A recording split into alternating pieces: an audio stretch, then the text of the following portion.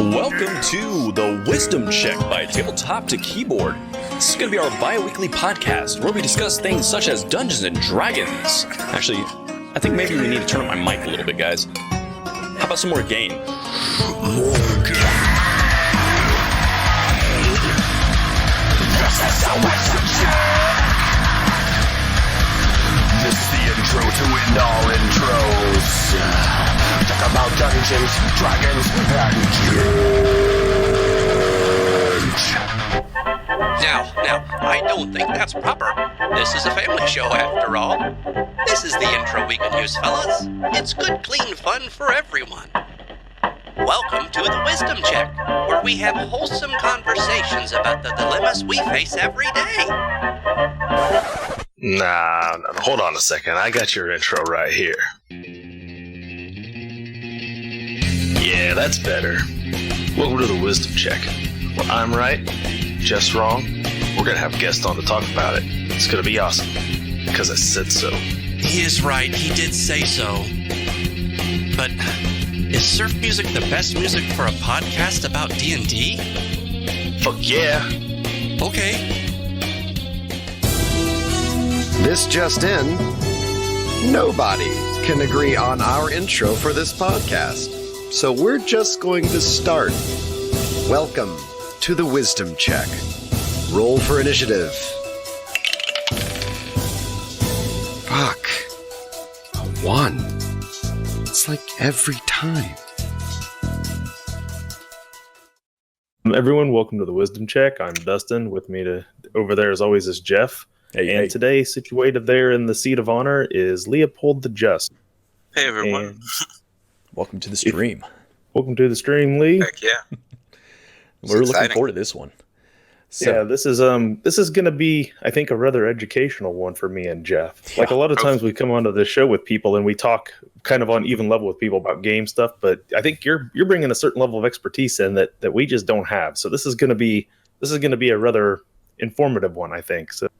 Yeah, I will warn you ahead of time. I'm really good at the advice with the text, so it might not come out as good out of my mouth as it would if I was just sending you a wall of text through Messenger. But yeah, no, I can. Yeah, definitely. Hopefully, help some people. if it helps, you could just make the clickety clacks with your mouth, and we'll Yeah, translate Exactly it. like that. That'll work. Got it. So good. So, yeah, I mean, you're obviously into gaming, right? Oh, of course. So, no way. welcome to the gaming show where you don't talk about anything about gaming. I just like running social media pages of stuff that I hate, actually. So, That's perfect. So, where did you get your start? with gaming or Yeah, social yeah. media? Just gaming in general. We'll get to the social media part in a minute. Oh, okay. Yeah, gaming. Well, okay. Yeah, I was watching. Well, besides being a kid and playing pretend, Mhm. I kind of took it to a next level when I was a kid, and me and my buddy would make character sheets for ourselves on note index cards and stuff. So Yeah? we would just write down like 3 powers that we wanted. That was our character sheet, and then that's the power we could play pretend with. It was pretty cool. Nice. But other than that, I was watching Dexter's Lab. Actually, I made a post about that on Instagram that actually blew the hell up out of nowhere. But I was watching an episode of Dexter's Laboratory, and they ran D&D, and I was like, "Well, this is what I did. This is what I've done for a while." I think just prior to that, actually, I'd heard about it, but that's pretty much cemented it. And then I hit up a friend of mine. Mm-hmm. His dad was one of the OG D&D nerds, like Oh, sure. he was playing like Chainmail or whatever, like the OG like war game, Yeah. and then D&D came out while he had a gaming shop. So like That he's really newfangled OG. D&D. Yeah, he's a cool dude. But yeah, he ran us through a game, a brutal first edition basic Yeah. game. There's no other type really at that point. If you're starting the old school, you were destined for death. Yeah, it was just a given. Yeah, roll those 3 dice. Get whatever you have for your stats in the order that you roll them. We recently did some of that ourselves. Oh, really? Just to try it out. It's a weird That's setup. cool. I mean, I guess there is a little bit of realism that comes into it, but boy, you get some jacked up characters. Yeah, I like There's a particular game I like. I'll probably talk about it later, but that does it. That's like the only game I feel like forgive for doing it because the whole game is random, pretty much. But anyway, I'll talk about that later. But yeah, so I played. It was a cleric named Altros the White. I was watching a lot of Lord of the Rings at the time, and Gandalf had his Super Saiyan transformation. Oh yeah. But I'm not even that huge of a Dragon Ball Z fan. I just randomly was like, oh, Ginyu Force, cool. These guys are dumb. I'll wear this shirt. But anyway, so he had his transformation, and I was like, oh, cool, yeah, Gandalf there. And so I was 12, I think. Nice. It's a good age, man. Yeah. Cleric. The cleric being the first one is really kind of the surprising one to me. Like most kids, they're like, I want to be a rogue. Fighter. A lot of them generate towards fighter. It's like fighter wizard, right? Like I want to blow things up. Yeah. Oh man, I want the cool armor. For real, yeah. I was a huge Final Fantasy nerd though, and I loved healers, Final Fantasy healing characters and stuff. I was really playing a lot of Final Fantasy 8, I think, probably at the time or something. And I was just, I like healing. Yeah, healing's cool. And ever since then, I've always still liked it for some reason. Well, that's good. Somebody needs to like it because a lot of parties suffer when nobody likes being the healer. Exactly. So fast forward a ways here, and you're currently in a few games that you play weekly on streams. I think all three of them that I'm aware of are on Grim and Perilous, who's in our chat right now. Grim and Perilous Gaming. That's Matt. That's Jowsum. Used to be Jowsum's Den. I'm OG Jowsum's Den right here, by the way. I'll say, no, I'm just kidding. So let's just kind of go through. You're playing, obviously, in the Forbidden Lands game, and that's where I first found you. Was playing Bazio, your goblin. And he's a ton of fun, and really is the only through line that keeps that game continuing to go, because everyone else around just died multiple times. So I tuned in and saw somehow the sole survivor of that game, right? So. Multiple people killed off. It was amazing. I've beaten Tethia by one session, so I don't know if there'll ever be a time where I miss and she doesn't. I guess if I'm sick, I'm just like, just play without me. But like, maybe the only time I could see that. But yeah, maybe she'll catch up one day. Maybe I'll get the flu. That's when you have the extra goblin voice. Oh yeah. Okay. Bazio ate some bad boar meat last night. It was a little too hot as well. It burned his throat anyway. But yeah, no, that's a fun game. Yeah, it's a fun game. I love goblins. Thank you, Paizo, I think, for that. Yeah, Paizo was a big push for him, because before Paizo, goblins were just kind of like weird little critters that were just evil and nasty. Paizo cutified them. I felt was a bit problematic, if we're being honest here, because I was like, wait, they have an intelligence score. What are we doing to these guys?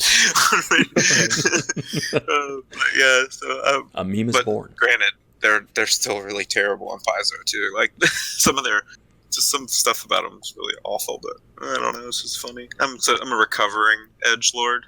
Anyway, being a metalhead, so anything like, oh yeah, we're goblins. We lock our kids in cages and feed them slugs for like the first 2 years of their life. I'm like, oh, that's so funny. And now I'm just like, it's not that funny, but it's whatever. They're goblins, right? It's so freaking metal, man.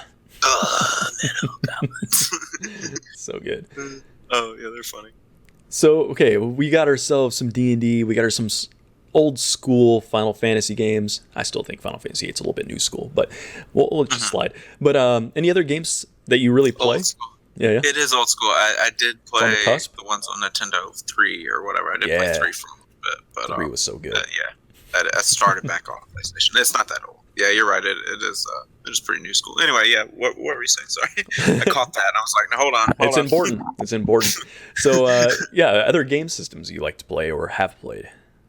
Oh, tabletop RPGs. Got it. We're talking about Final Fantasy. I was like, oh, different. Yeah, Atari. I got the Nintendo Switch as I showed you over here. Why am my shelf right here? Funny enough. Let's see. I really like.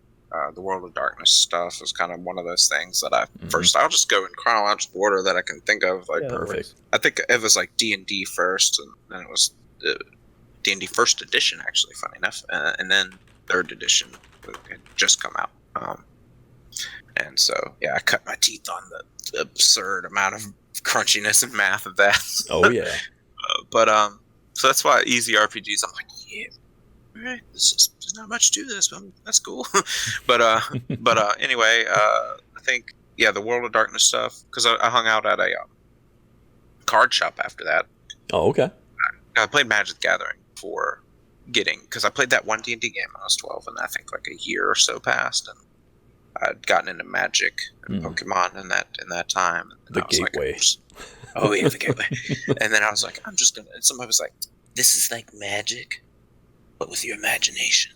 And I'm just like, "That's the coolest thing I've ever heard in my life." And I have also played it, so let's the other one. Let's play this one. But yeah, like so, World of Darkness was soon after. I keep saying that, but what else was it? Oh, All Flesh Must Be Eaten. Unisystem. All right, so good zombie game. game. Yeah, I haven't played it, but I know what you're talking about.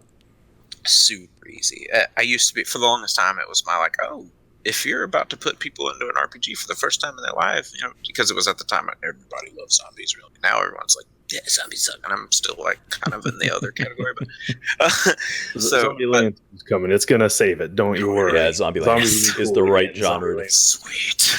But yeah, so I was like super. At the time everybody was in zombies, I was like, yeah, All Flesh Must Be. That should be their first RPG, because it was just my first foray into rules light, I guess. Which I hadn't. I was young, so I didn't really remember too much about first edition. So I just remember having like 3 hit points and being like, well, all right. Welcome to your doom. Which was not uncommon back then, because most of you rolled your level 1 hit points, so everyone could have like 1 to some number worth. So it was like everybody starting out. Yeah, and I had a negative con too. Oh, I'm pretty sure. But that's a rookie mistake right there. Yeah, but you couldn't put them anywhere. That was the thing. You had to put them as you rolled them. So I was rolling like an 8 or something. That's why your character dies to the chicken in your yard, and you just start a new one. It was a goblin blow dart. If we're being honest, okay, I remember it to this day. But nice. man, I can list a bunch, but some real heavy hitters. I really like I played some of the Marvel RPGs and stuff back when I was a kid. But cool. Recently, really super into the Fantasy Flight games, Star Wars stuff. I really want to get, as obsessed as every little 12-year-old white boy is with Asian culture as I was. I really love the Oriental Adventures. Oh, yeah. So I'm super want to get Legend of the Five Rings. Actually, that looks really good. I'm gonna try to find a table of that while I'm at Gen Con. See what it's all about. Man. Yeah, I love it. Granted, ship combat could use some work, guys. But other than that, I like obviously D&D 5th edition, but I like playing in it. But if I had the choice between to run that or Pathfinder, I think I'd probably run Pathfinder unless the people are new, and then I'd be like, well, let's play 5th edition, which was actually a decision I made recently. So is that because you're more interested in a more complex rule system, or is there something else to it? I actually like Starfinder the most. I think because the way they described it was like Starfinder's like if you were to give Pathfinder a 1E like 10 out of 10 complexity, Starfinder would be like about 7 out of 10, which is kind of where I like it. Whereas like I would say 5th edition is probably 5. I don't know, 5.5. 5.5. Maybe you think it's that complex? I would say that is like maybe high slightly for 3. lower. Yeah. Seems real simple to me, but compared to Starfinder, it didn't seem too much, because Starfinder, instead of using advantage and disadvantage, it just uses +2, +4, -2, -4. I think. I don't know. There's probably a little more to it. But Levi's calling it a 2 in chat. Levi's chiming in. He says it's that 5th ed's a 2 as far as complexity. He's putting it down there on the list. Yeah, I was. Yeah, probably so. Yeah. Well, multi-classing's kind of weird, but hard to figure out sometimes. But yeah, I'd say it is pretty easy.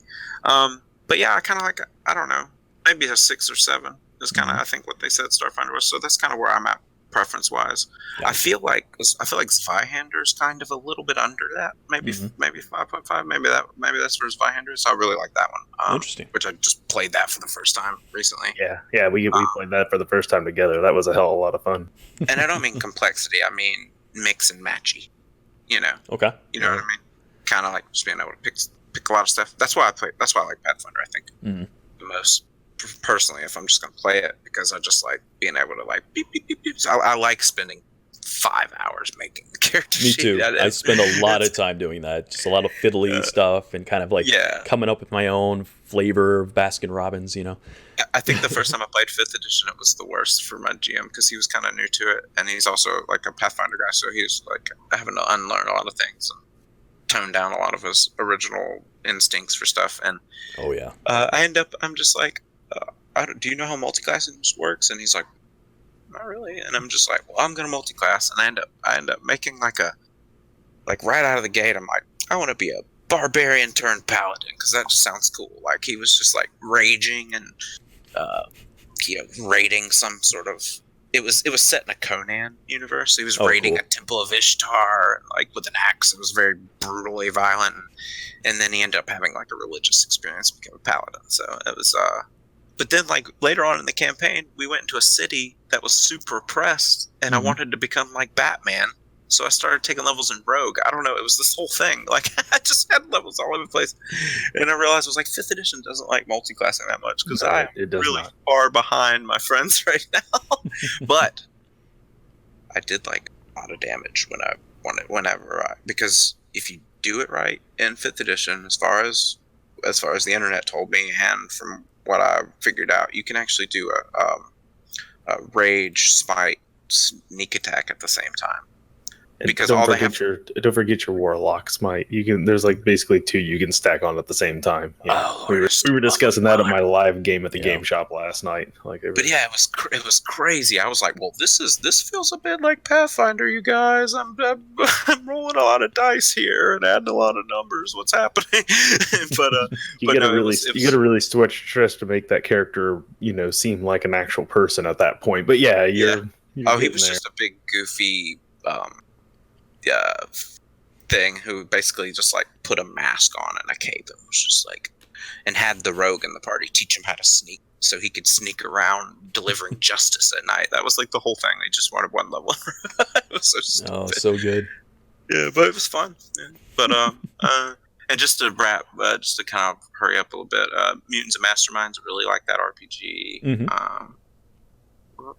Some other stuff. Well, besides all the stuff we're playing, Jowson's awesome. Call of Cthulhu. Your Mask of Nyarlathotep game, your Pulp Cthulhu that you're in. I think seems like you're having a really, really good time with it. Oh man, I hate that character, like as a person, but I love playing that game. Yeah, I think that style of like that personal horror, kind of like underpowered characters dealing with just a monstrous universe, it's definitely going to win.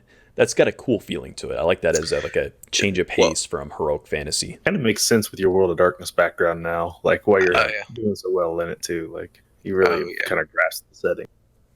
Yeah, it is Pulp Cthulhu though that we're using. I will point out. So last night we went into a bar and it got shot up by some gangsters, and we killed the gangsters. One of them happened to be killed with a Molotov cocktail. I wasn't responsible for that. And so now the bar is burned down. So that's the type of game it is. It's not it is like personal horror, like you're saying. Mm-hmm. But at the same time, our characters are like jacked up, like criminal badasses, kind of. So like the first time we encountered a demon, we unloaded like dozens of bullets into it and ran it over with a truck and backed over and ran it over with a truck again. So that was how we deal with like demonic threats in that game. So whereas if it was Call of Cthulhu, it probably would be a lot more talking, a lot more running away from things, a lot less. Yeah. So it is a little different than a normal Call of Cthulhu game. But I do like that. My only experience with Call of Cthulhu has been like Reservoir Dogs meets Call of Cthulhu, which is what we're doing now. And we did for Halloween, we did it was like a cheesy teen slasher movie. I was like, none of this fits the Call of Cthulhu vibe very well, but so far I actually haven't experienced it. But yeah. That is a little bit of a departure, but that's the thing about gaming. If you're having fun doing it, you're doing it right. I've said that for years probably, except for when I first started. Like I was kind of an asshole to people sometimes. Like I would just be like, oh, you narrate what your character says. You don't actually say it in character. Whoa, that's wrong, guy. I was a bit of a gatekeeper, if we're gonna be completely honest, and use the word to define myself a little bit back then. But only in a couple of things, though. I was like, yeah, you need to talk in character. Like, you don't need, because I'd heard it once. Like, that was the first time I'd ever heard it, and I was like, this is the most like a jarring thing because I'm just not used to it, and I was like. And I also kind of didn't like the people that I overheard using the style, so that probably influenced my opinion. But now, like, I think it was a Twitter thread I had read, and I was just like, you know what? It's not that bad. I like it. I started mixing a little bit of it up and a little bit with what I do normally. So Well, it all depends on what your table is into. You know, if you have a bunch of people that are into acting and you're good at it, man, dial it up. You know, stay in character. Right, yeah. Don't mix, the narration stuff in. But if you're in a group that's not in that sort of thing and you're the sore thumb sticking out, when in Rome. yeah, tone it down a bit. Yeah, I so far haven't gotten into a group where I've just been way more over the top of everyone. So far, I've gotten really lucky with Matt's channel. Everyone's just super good about being in character and stuff. Mm-hmm. Like, I'm not saying they're like better role players than someone who narrates, or by any means. It just fits more closely to my own style. So I'm like able to.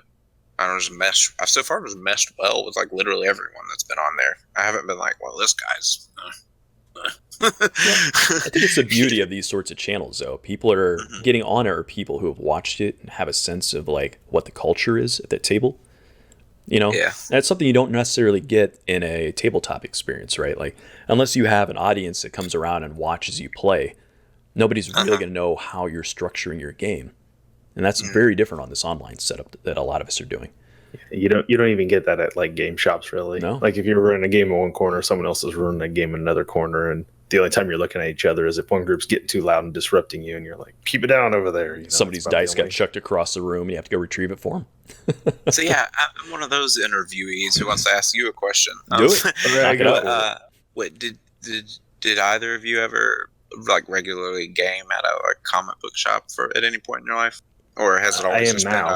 This is the first time I've really done this, but yeah, I'm running a game like every other Sunday. So oh yeah, such the a first time different where I've atmosphere. It's like a little mini con atmosphere. Cons are so loud. Oh yeah, the murmur. And I was just like, this brings me back, but like on a whole new level. But luckily, I'm loud. So I can talk over them. I actually had a lot of fun playing at a con recently. It sucks because both sessions kind of overlapped each other, and I was like, "Oh crap!" Yeah. When did you? What con were you at actually? As well, I was trying to ask him. Chat going. Oh, sorry. It was. I have only go to one. Like I went. It's a funny story. There's the con here in Mobile, Alabama, where I live, and it's called Mobile, Alabama Comic Con, Mobicon for Mobicon. Mobicon, yeah. And it's pretty cool. It's mostly a cosplay thing, but whatever. It's a big RPG, really, really active RPG scene in this town. I mean, it's Alabama, but it's like cultural, like population hub. So gotcha. There's a decent gaming group here, but yeah, it was find gamers in all places, man. Yeah, I haven't been to any other ones. The funny story I was going to say, there was another con. The only other con I went to was like we're gonna take our toys and we're gonna go make our own con. Like, and it only went on for 1 year, so I don't know if that plan worked out too great. They literally invited so many famous people, and I was like, not like super hugely famous, but like. Did any of you ever watch Farscape? Mm-hmm. Yep. Yeah. Okay. Gigi Edgley, the lady that plays Chiana, the gray girl with, with the little white short hair and stuff. Yeah. Yeah. I'm super huge fan of hers. Crush, I think, might even be the word, but for sure. Yeah. Got to meet her, so that's why I went. But I have the Farscape. The Farscape RPG, actually. It's D20, old school D20, but whatever. I'll still play it. I don't care. But I got her to sign it and stuff. And but yeah, they had just like some guy from The Walking Dead there. Like, I don't know. It was just absurd. Like some Power Rangers. Like, I was just like, man, you guys are going all out for a first con. You got to get that money coming in. But It's gotta work. And it was just kind of sad just looking at the traffic for these people who otherwise probably have like people crowding in front of their booth, just like barely getting anybody. Yeah, that's disastrous. It was a total bummer. But MobaCon's totally the opposite kind of, but they don't really have like too many famous people there, except for Zombie Orpheus Entertainment, which is funny because I work for them and they randomly were just like, hey, and it's funny because I think my boss may have forgotten that I'm from Mobile, and he just sent me a message, was like, they're gonna be going to Mobile Comic-Con. Can you make a post about it? And I'm like, I live in this town. Are you joking? He's like, no, they're going there. I'm like, well, okay, cool. And so they've gone 2 years in a row now. They're actually the guests of honor. So I actually get to see all these people whom I'm like huge fans of their work. Oh, that's awesome. Like in their movies and stuff. And I get to hang out with them. Party with them, because the city's not much to do but party, so it's kind of like a little mini New Orleans around where the con happens. One of the best parts of cons. So let's talk about what you do, because that kind of gets us to our next topic here. It gets us into the meat of what we're going to talk about today, and that's some social media managing. Yeah, we suck at this. Sorry. So what is it that you do? What is your job description, I guess? So, well, I guess a social media... What does it say on the contract? Social media deity incarnate. Consultant's the word. For a while I just did it for fun, and I actually ended up having to. I had a page called. Can I cuss on the stream? Absolutely, yeah, it's right in our introduction for a reason. Yeah, okay, gotcha. we drop one in the intro just so every time people are aware they can. Okay. They can say what. I got you. Okay. Well, I fucking love role playing. Everybody knows I fucking love science. So Excellent. I was just like, cool. I'll make one from role playing, because there was I fucking love gaming that I was a huge fan of, and I was like, you guys never post about RPGs, tabletop RPGs. What's wrong here? And then they were like, well, we don't really have anybody on the staff that plays, but except for this one guy who made a post one time, and I was like, that inspired me to make my own. And a long, arduous journey of being like, hey, man, can you share my post, man? I'll share yours. Come on. And because you join these share groups and you just sort of share back and forth and you sort of build each other's pages up and stuff. So that is how it works. That is how it works. I wondered about that. I hear people talking about that. I'm like, is that really happening, or is that just kind of like a legend? I'll get you. But it makes sense, because if you follow enough of that share group, you'll get the same meme 3 times that day in your feed. If you happen to be in the right circle. Well, it's actually let me correct you. It's actually a share group that only people who own pages are allowed in. And so someone's like, share my page, and then everybody else in the group who wants to share his or her page will post their link in the comments, and then that person will hit like on it once they've shared it on their page. And then you basically say, I've got your post, because you can use the scheduling function. I've got your post scheduled for 10 p.m. or whatever on this day, and they'll be like, okay. And then they'll get to you eventually. It's just kind of like you get the one group I was in, which I will actually tell you the name of, Space Doc. Okay. Just to clarify for viewers, this is Facebook we're talking about at this point. Yeah, Facebook. Just so we're clear to everyone out there watching, this is Facebook paging we're talking. Yeah, specifically with Facebook. Twitter is a whole new weird thing that I only just recently. We'll get to Twitter in a bit. Well, you can go back to Facebook. I just want to make sure everybody's aware we're talking Facebook here when we're starting. Yeah, no, that's good. But yeah, if anybody has a Facebook page and that's something that they are interested in, it does take some work. My best advice is to pick a day. And don't do it every day. Just pick a day a week where you share some stuff. Maybe even make it a different day every week. But look for...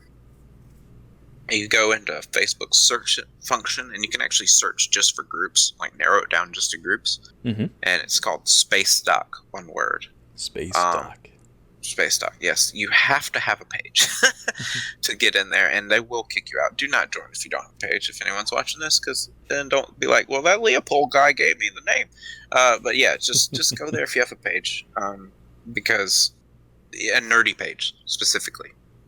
Now, what are you categorizing as nerdy? Like, what's in the spectrum there? Anything. There's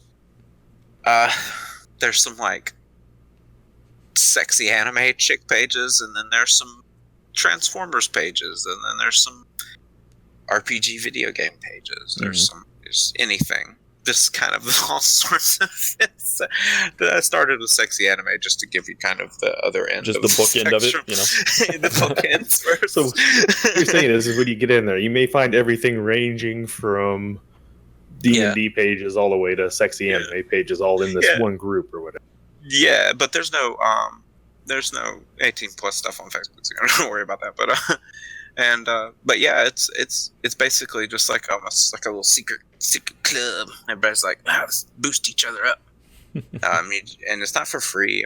But people in this particular group are awesome because there's a no page like minimum rule. Whereas if you find any of these other share groups, they'll be like, must have 10,000 to share my page if you want me to share yours. Otherwise, it's not worth it to me. Which is lame in my opinion. It's kind of a weird thing to do. I mean, because in reality, I mean, any kind of extension of your site should be a positive, right? Yeah, I mean, it's not even, I guess. Exactly. I think, does it come down to just a matter of how many hours there are in a day and how much time you have? So, like, you're like dealing with. Is that what it boils down to? Like, once you hit a certain point, you only want to deal with other people at a certain level. Is that kind of what you get the sense of? Yeah. So yeah, that's definitely like the devil's advocate way to look at it, and I kind of see where that I recognize that as a long time ago that's why people do it. Yeah, I would say that's definitely why. It's because Facebook's reach is precious. I understand, but I don't know. I like the rule because it's like a pay it forward thing. I don't know. You just go in and like I've had. Oh man, when Transformers was hugely popular, there was a Transformers universe, I think was the name of the page, and one of the people who's like the head admins of the group would post it and would leave their post open for only like a small amount of time. And you get in the habit of you get like an image, like I always had these like rusty old signs that said closed. That was my thing. I would just like post it when my thread was closed. But if I ever started my own, but oh man, anytime I saw that Transformers, even though it has nothing to do with D&D, people like things other than just Transformers. What? What are you talking about? Yeah, that's crazy. Like they may even like another D&D page. I don't know. So weird. But I would always jump on it, and it was super cool. I was like, man, this guy's got like 90,000 likes on this page, like, and he's just like sharing my little 1,000 number. I fucking love role playing, and it even has a dirty word in it. That was one thing that held me back, though, in that group. I didn't get a lot of volunteers to share my page too often. Now, was that your group that was like that, or was it something inherent to Facebook? No, it was just I don't know, man. I don't know. Maybe just a general not wanting to have a dirty word on your page sometimes, like because some people, that is one thing some people would do. There would be a gate there for like more adult pages, like someone would be like, it's kid friendly or whatever, it would be the thing. Obviously I can't jump on that. I eventually changed the name to IFLRP, which everyone I assume knew what it meant anyway, but again I had to sell that page because of medical bills. Sold it to a friend.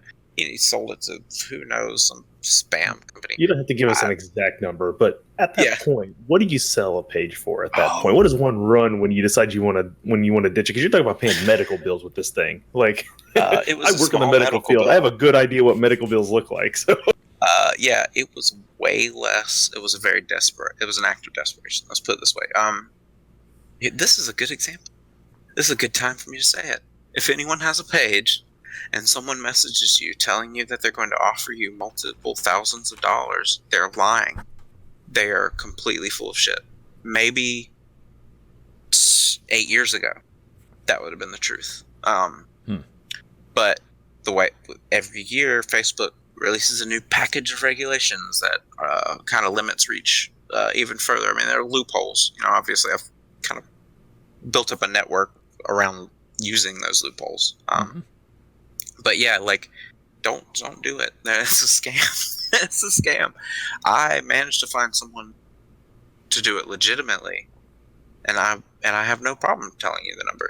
It was a small medical bill. It was only about $1,200 or something. It was something minor. I had a panic attack. I had to did an EKG or something, but because I thought I was dying. I was like, oh, heart attack. Yep. And so I was like, oh, I need to pay this. I didn't realize that low medical bills like that aren't as kind of serious for poor people as I thought they were maybe at the time. So I was like kind of frantically like, oh, I gotta get money. And I managed to find someone to buy it for I think $700 for a page with 95,000 likes on it. Wow. And it was just a friend of mine actually who had bought a couple pages before and just used them for their personal gain. And they used it for a while, and I was like, cool. And then it just sort of stopped. And then randomly an ad came up about a motorized scooter, and I was just like, well, hold on. That guy doesn't own a motorized scooter company. He has sold this to like an Eastern European company or something. But now it's dead. So 100,000 RPG fans just sad that no one posts on their page anymore. It's super depressing. Wow. Yeah. And that's how Facebook works. Like you see a lot of these things going around where it's like, and they'll play to like Christian stuff where it's like, hey, 1 like for Jesus, whatever. And you realize like they're building up likes to sell that page later, right? I mean, that's kind of what's going on there. I'm almost not against it, but we won't get into that. If it brought me a bunch of money, I might do it if I found it in. But that is the world of Facebook, and that's how pages work. Like that's what people do. They try to get you to like, to share, and to spread it around. That is the game. I will say Facebook hates those pages, and those pages are it's kind of like, this is why we can't have nice things situation. Mm-hmm. Right. That's why the regulations come out every year in the big packet, right? Yeah. I used to think it was just because Facebook wanted more money, but which I'm sure that's most of it. Well, yeah. But the regulations really are to stop stuff like that. So like that's why if you guys ever upload a video to YouTube and you're just like, check out this YouTube video, you might like 18 people might see it. That's my guess. Of your 53 likes. That sounds like a pretty good average for what we got going right now. It's pretty good. Yeah, Uncanny right number. 18 people. Okay, yeah. Whereas if you post an image, you might get 40 or something. Yeah, just if the it's image? just like a cool picture. Huh. Yeah. And then I'm like, hey Lee, share this post because you're coming on our show tonight. And I checked the next day and it says 51,000 some people saw it. And I'm like, all right, so this guy knows what he's doing. I got to figure out how he does this. I wasted it though. Like I could have used that post for the We're Live thing, and we would have probably had more people here. But no, I did it early. Well, I screwed up. Get off the show. Like, you're done. I was like, I'll show him. And I'll show him I've got reach. And then should just waited. It's pretty amazing though, because like the whole time you were coming on, I don't really spend a lot of time on the Facebook, but the Facebook. How old are you? The Facebook, guys. You look young for 73. Yeah, well, I moisturize. But anyway, I was looking at the channel because it always comes up and it's like, hey, you've neglected this channel and it's growing weeds in the back. I'm like, yeah, it's true. I haven't looked at this thing. Haven't looked like this in like a couple of years, maybe, But anyway, it comes up and it's always like, your post is getting some reach. And you're like, okay, what does that even mean? Okay, you could pay us like $15 and we'll guarantee you 3,100 reach. And I'm like, 3,100? 1,500. 15 for 3,100. That's a lie. I was like, man, that doesn't seem like a good number. And then you post it, and it's like 58,000 a day, and I'm like, huh?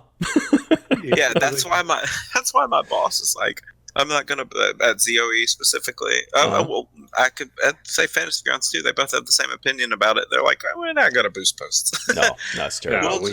We hired this guy to do it with his other pages. I'm just kidding. That's probably what they're thinking. But really, though, I want them to know if they're watching this. If I lost custody of all of my other pages, I would hope you would still keep me around. But I don't think I'm going to lose custody. I've learned long ago what to post and what not to post to piss people off and violate rules and stuff like that. So. Now, you touched on something earlier about posting something once a week.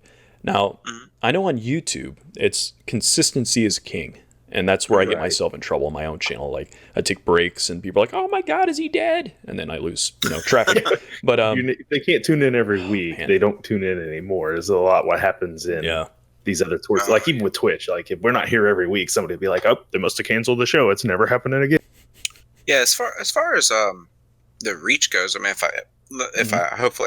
I assume what you're about to ask, but as far as reach goes, I think what I was referring to as once a week though is like if you post about your shows or like if you have something regular to post about. I was saying like shove a meme in once, just shove a little RPG meme in there. Try to find the least like. I don't know the way to word it. Just find the meme that's going to affect the richest people, like in terms of like. So find a meme that's like a reference to the Predator movie and not some random like art like yeah, that obscure stuff, may yeah. come from like a DeviantArt or like may come from like a like Etsy or something. So the word you're looking for is trending. You're looking for things that are trending, but without getting too much into Twitter trending. I mean, you're talking things that are in the kind of zeitgeist of what's going on, Well, that too. like but out in pulp culture. Well, I'm specifically talking about trying to not use some poor person's intellectual property as a way to gain the reach. Use a rich person's intellectual I see, property to yes. gain reach. Oh, I see what you're saying. Yes. Okay, I was taking that a completely different way. Than I where was you too. were No, going but with it. you're I'm right. back on board now. I see what you're Oh, saying. Another thing I've learned recently, which is Law. I'll give him a shout out. Law on D&D memes. He's the one who posts most of the funniest stuff on there, most consistently. And I've noticed one of the things I assume he does is that he looks for, he like specifically goes and looks for like trending memes and then makes them in the RPG memes. I did that the other day thanks to Twitter. It was that Ron Swanson meme going around where it's like, oh, your therapist is like it's like, oh, I'm scared of whatever, and your therapist says something that's like a pun sort of or triggering, and then he's like, and then like I did one where it's like, I'm afraid of mimics because of my DM, and then he's just like, and the therapist is like, here, have a seat on this couch, and then he's like, and it did super well. Yep, like I saw that one. 6,000 likes on D&D memes. I was like, oh, cool. Oh, man. 2 years ago, we used to get like 10,000 likes on stuff. That's so unheard of now. Is it just because there's been sort of a mass exodus from Facebook? Are you seeing that there's that, because you hear about it, like it was trending on Twitter, and now this is Twitter, so sometimes these social medias don't get along, but why I left Facebook was trending for about 2 straight days on Twitter. Well, you know why that is, right? So, like, there's a Netflix special that just came out documenting the whole Cambridge Analytica stuff and how that impacted really? Facebook, and that just came out a is couple that days what, ago. is it with I just watched it the other night. It's really interesting, by the way. But it is... Yeah, that's definitely why. Well, that's why people are leaving. Yeah. I don't think that's why the numbers are affected. I mean, it might have something to do with it. Obviously, I haven't done research, but it might have something to do with it. But I really do think it is just the overwhelming amount of spam companies trying to use loopholes to to market on Facebook without paying for it, basically. And Facebook's like, people are getting pissed off and reporting these things at high rates.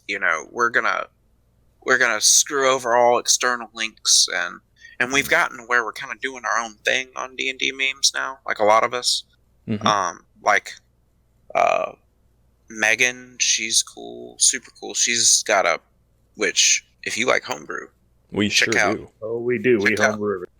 Okay, she will post whatever, so it might not be good or balanced, but check out Drunk on Homebrew on Facebook. Super good. She's gotten a lot of likes on that because she's been posting stuff and consistently, like, that's her avenue of posting now. She posts on this page and then she shares it on D&D memes. Gotcha. Just for long, yeah. So she's kind of doing her own thing with that. That's awesome. And then Law has a podcast that's like only an hour long. That's really well edited, and they have like fake D&D commercials that are really well edited in between. It's super great. funny. Like Gator Dungeon, like Oh no! just some, it's funny stuff. You should check out the D&D memes page. He's linked some videos. It's Slapdash Studios or whatever. So I'm not trying to plug so much, but No, Hey, you're doing that's your fine, job, though. man. We actually had people in the chat here saying they've seen some of it and that it's hilarious. So they're Yeah. definitely that's awesome. they're definitely buying what you're selling at the moment. Yeah, no, they've picked it up really well. That's good. Well, and and it's just short enough, I think, to be attractive to people to watch. It's not like we got 4 hours of Esplandia. Well, and that is an interesting thing. Like, obviously, we just got sponsored by Die Hard Dice recently, and Hold on 1 second. My cord is caught in my chair wheel. This is terrible. oh no, Technical difficulties. Technical difficulties. well, while you sort that out, yeah. So, like, we just got a sponsor from Die Hard Dice, and it's a great company. And obviously, companies are looking to monetize these shows, right? So, yeah, scoot to your left just slightly, and you'll be back in frame. Just This way? just a touch. This way? This way? Away That from, way, away that from way, the right fish there. tank. There it is. Gotcha. Perfect. Okay. Yeah. Thank you. Now we're back. Now you're back in frame. Yeah. But yeah, I mean, obviously, a lot of these channels, the likes and all that kind of stuff, is a way for us to monetize attention, right? Like that's essentially the kind of the culmination of your work, right? Is to get attention in a place so that somebody can get their material out there or get their product out there, right? And entertain, definitely. obviously. Yeah, and also Kickstarters. Kickstarters. Oh boy, howdy! It's the year of the Kickstarters for Leopold. Old Leopold. God, I hate calling myself that for some reason. It makes me cringe. Leland. My name's Leland. Anyway, but yeah, it has been a lot of Kickstarters this year. Like, There's an important one that we're going to plug here in a minute. which one? Well, Satine Phoenix and Stefan Picorni are doing Yeah, that's a good Destination Fantastic, and that one is coming to a close soon. I think on the 9th is their end date on that. We are actually taking donations for that. So if you go underneath our heads right now and you look down in the panels, you'll see a tip jar down there. Anything you donate into that tip jar is going towards that Kickstarter. And if you don't, That's correct. yeah, if you don't know anything about that $1,000 show, it's cool. Like, do you know anything I'm about also it? jealous. Hey, I'm jealous of being cool enough to kickstart some D&D vacationing. But yeah, no, So I cool. like it. Yeah, it is super cool. We're going to have them both on the show, by the way. So we're going to be talking I like about that. both of them. They're really entertaining. And I think It'll be a good time. the concept of the show is, like you were saying, a vacation show. So take like the Anthony Bourdain show, Parts Unknown, and marry that with finding the origins of D&D mythos. That's super. And that's the show. They go to the places, they check out the culture, they look for what the inspiration is behind all these cool ideas in Dungeons and Dragons and other game systems, and they go, here's where it came from. So cool. So in preparation for your interview, Satine and Stefan, I assume you're watching this. So if you need someone to live tweet the entire journey, I got you. We'll pass your I name have to along be when we there. talk to him later this week. You have Yeah, to be I along have with to- you. I have to be there. It could be a stretch goal, the Leopold the Just stretch goal, and I will share your Kickstarter on D&D memes. Oh, man. I'm just kidding. No, I'm going to do that anyway. Excellent.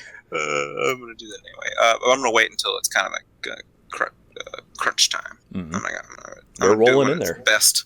Well, we have Gen Yeah, oh, Con it is. coming up in the When the next last couple 3 days. days? No, What are the last 3 days? I think it ends on the 9th. So we The got 9th, you a just- few days, Yeah. but we're It's- coming it's into... a week. It's a week from Friday, I'm pretty sure. Yeah. So we're coming right into Gen Con, which is going to be one of the biggest gaming conventions. And, well, I know Dustin and I are both going to be there. Yep. It's going to be I awesome. wish. And Yeah, I'm looking at 2022, I think, for my attendance. 2022. Maybe that might be. Well, I've got a British friend who's a huge ZOE fan who like literally just interacts with me constantly and retweets anything I post. It's awesome, and he's like, "I'm going to be there 2022," and I'm like, "Man, that might be a good year." Just save up for. Give me plenty of time. Anyway, sorry to interrupt. Go ahead. No, it's good. But yeah, basically, I think the hype coming out of there is going to be a big surge for them.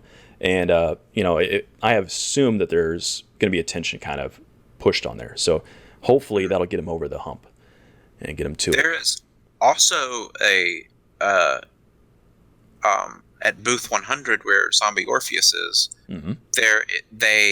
I don't know if you heard of the Kickstarter for D&D Behind Bars, the documentary about D&D in prison. That is Oh, interesting. Yeah, if you've That would ever be seen, interesting. there's a I haven't seen that Vice video on Mhm. YouTube about it, and Ben Dobbins, the CEO of ZOE, is my boss. He I talk to him pretty regularly, but anyway, he told me that it's the same. It's one of the same producers, I think. So, Oh, cool. but yeah, they're going to be at Booth 100 doing the same thing. I think trying to use Gen Con to help raise awareness. That's a smart move. It is a very smart move. Yep. Yeah, speaking of Gen Con, the other thing you may see down in our panels below is, again, we're sponsoring,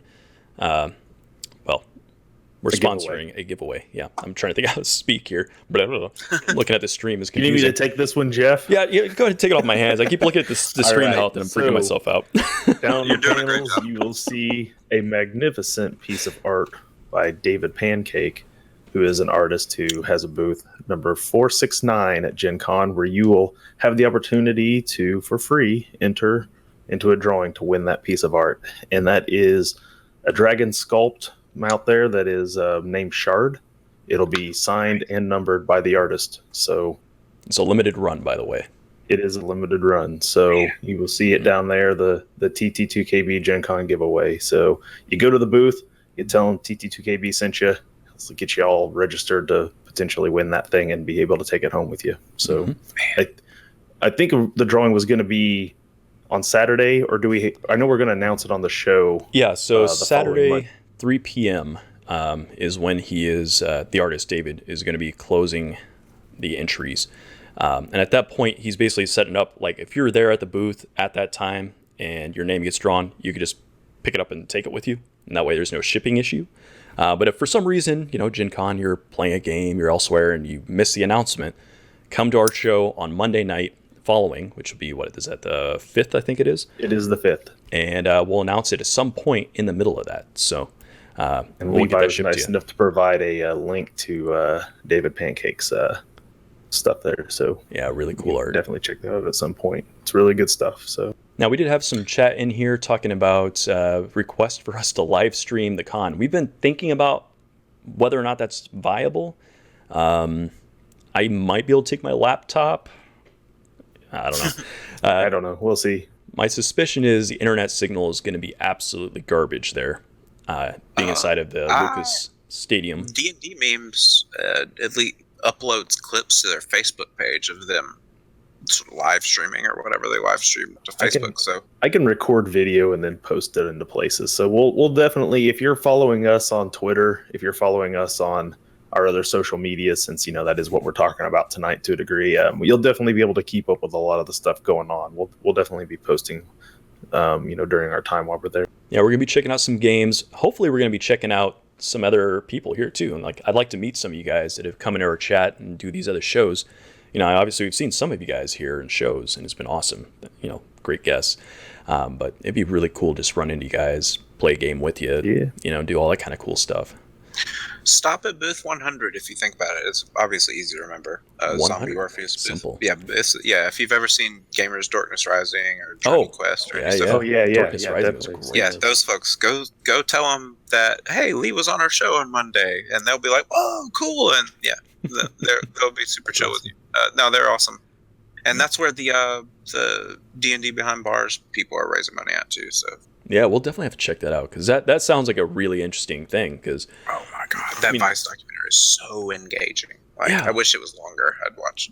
well, it's a fascinating thing because prison populations in general, there's a lot of interesting dynamics at play there, and recidivism and ways of bringing people back into civilization after they've spent time behind bars. So I imagine D&D has a unique way of kind of letting somebody get into another headspace, escaping sure. and all that kind of stuff, or not just D&D but other game systems. Yeah, it would. We know what you're saying. It's okay. I say it sometimes. I would be like D&D, because my friends won't know what I say if I'm just like. And TTRPG just doesn't come out as. No, it's. No, it doesn't. Typing it doesn't come out quite as quickly either when I'm hashtagging my stuff.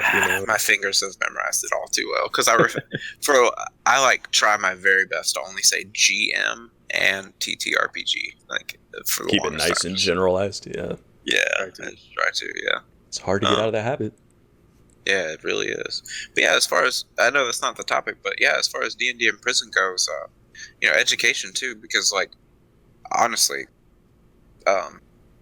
never did super great in school, like super great. And in high school, I really didn't really give a crap. So going, I dropped out, got my GED, have the majority of a college degree. I just need like to go and pay for a couple more core classes to finish to get it. But I have all the well, not core classes, but I guess electives. Yeah, electives, whatever. The other Those crap things. That, honestly, the like other speech things. and like I don't know, German. Like I need to learn 2 classes of German that I'll forget in like a year, but whatever. That's gonna suck. Just start using them in your memes, man. Yeah, German memes. Start a German page. It's just all one word. It just wraps around as an image. Yeah. Oh my god, I love that about German. But yeah, the one thing that the point I was making is that I just like if I wouldn't have RPGs, like, oh man, I would have sucked at college. And if I wouldn't have played 3rd edition, for all that math, everyone hates it, but it helped me. I still think it helped me. Yeah, I like think all you're right. that, like keeping the note taking I had to do just to make characters with it. Yeah, like, I mean, gaming in general, I found that I had a better vocabulary for one, especially from White Wolf games. They pulled in deep into some like odd stuff. So there's that. There's like a weird pseudo-accurate history knowledge. And at this point, we have some weird technical glitch where they couldn't see or hear me, but everyone else could. So we ended up trying to fiddle around with it a little bit, but I gave up, and it just ended up silent for the rest of the time. So sorry, you won't be hearing me talk very much, if at all. These guys in spite of us not being able to hear Jeff or see Jeff, everyone is still hearing and seeing Jeff on the far end. So unfortunately, that's going to mean that we can't really talk with Jeff much. So I guess it'll just be me and you running the show here for a bit while Jeff figures out what he's got to do back there on his end, I guess. So Jeff can mime. Jeff will have to just mime, I guess, through the rest of the episode. Let's get back towards some of the social media stuff now. Yeah. You obviously we talked a bit about your early stuff with your early pages and then working with D&D memes a bit. And now you're working for Fantasy Grounds. And are you finding that you're having to use Twitter, I think, a lot more, perhaps than what you were for the Facebook pages? Or are you still doing a lot with the Facebook pages? Okay, I can give you an idea. Okay, so I actually started working for, I think, Zombie Orpheus first. Okay. Just posting a few times a week on Facebook. And then that evolved and became like more stuff. Like, hey, can you run the Twitter? Can you post more and moderate this group and stuff? So that eventually became what it is. And then Fantasy Grounds posted on their Facebook page that they needed a social media consultant. And so I applied and, of course, name dropped Zombie Orpheus. And turns out they're huge fans. So, yeah, that's when they hired me. But as far as the structure with Fantasy Grounds goes, the most I do on their Twitter is I get on there and I try and make sure indie streams, I wouldn't say indie, but indie projects and small stream, not even just small streams, but the streams in general that tag Fantasy Grounds in them, I try to make sure that those get retweeted. That's pretty much just what I've taken upon myself. Whereas Rob Toohey and Robert Aducci, they make the posts on the so you're not doing the actual posting. You're doing you're doing Fantasy kind of Grounds some of Twitter. the... Okay, gotcha.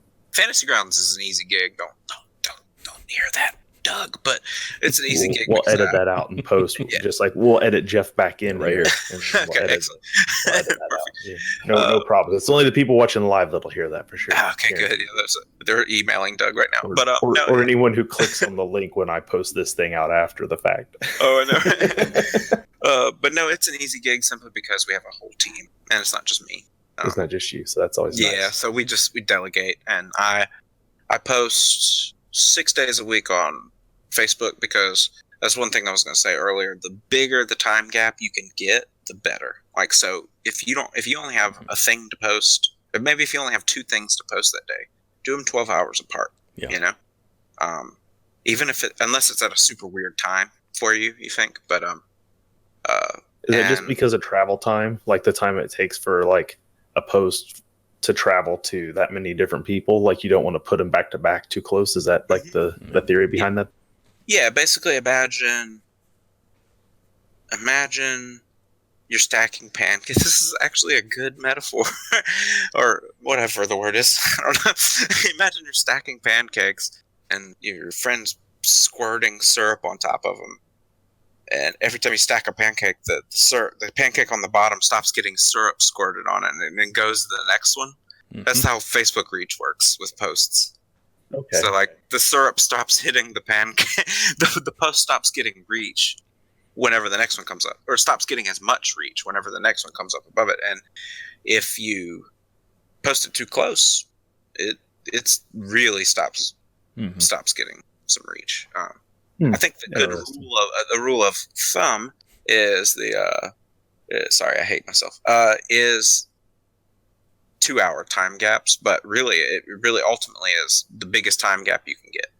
I like to do like 7 a.m., 7 p.m. That's my sweet spot for if I'm gonna post twice a day on a page. Just gonna check Otherwise, see if it's you just guys can 7 hear me or not. p.m. I think. Well, that's Central Time, whatever time I'm in. Which I guess I like. never considered that. Mm-hmm. Yeah, that's one time gap. You do not want to post on top. Like it's better to, even if something's kind of urgent. Like if it's not too urgent, still wait at least 2 hours. Try to. Otherwise, you're gonna.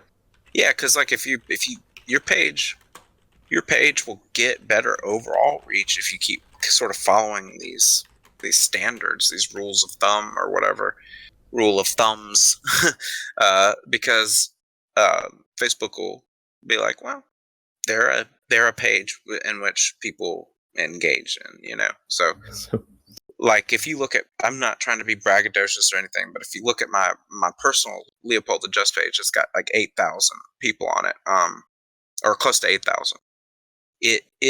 I probably have, like, if you go into that space doc group I was talking about and find some of the less engaging, more spammy kind of pages,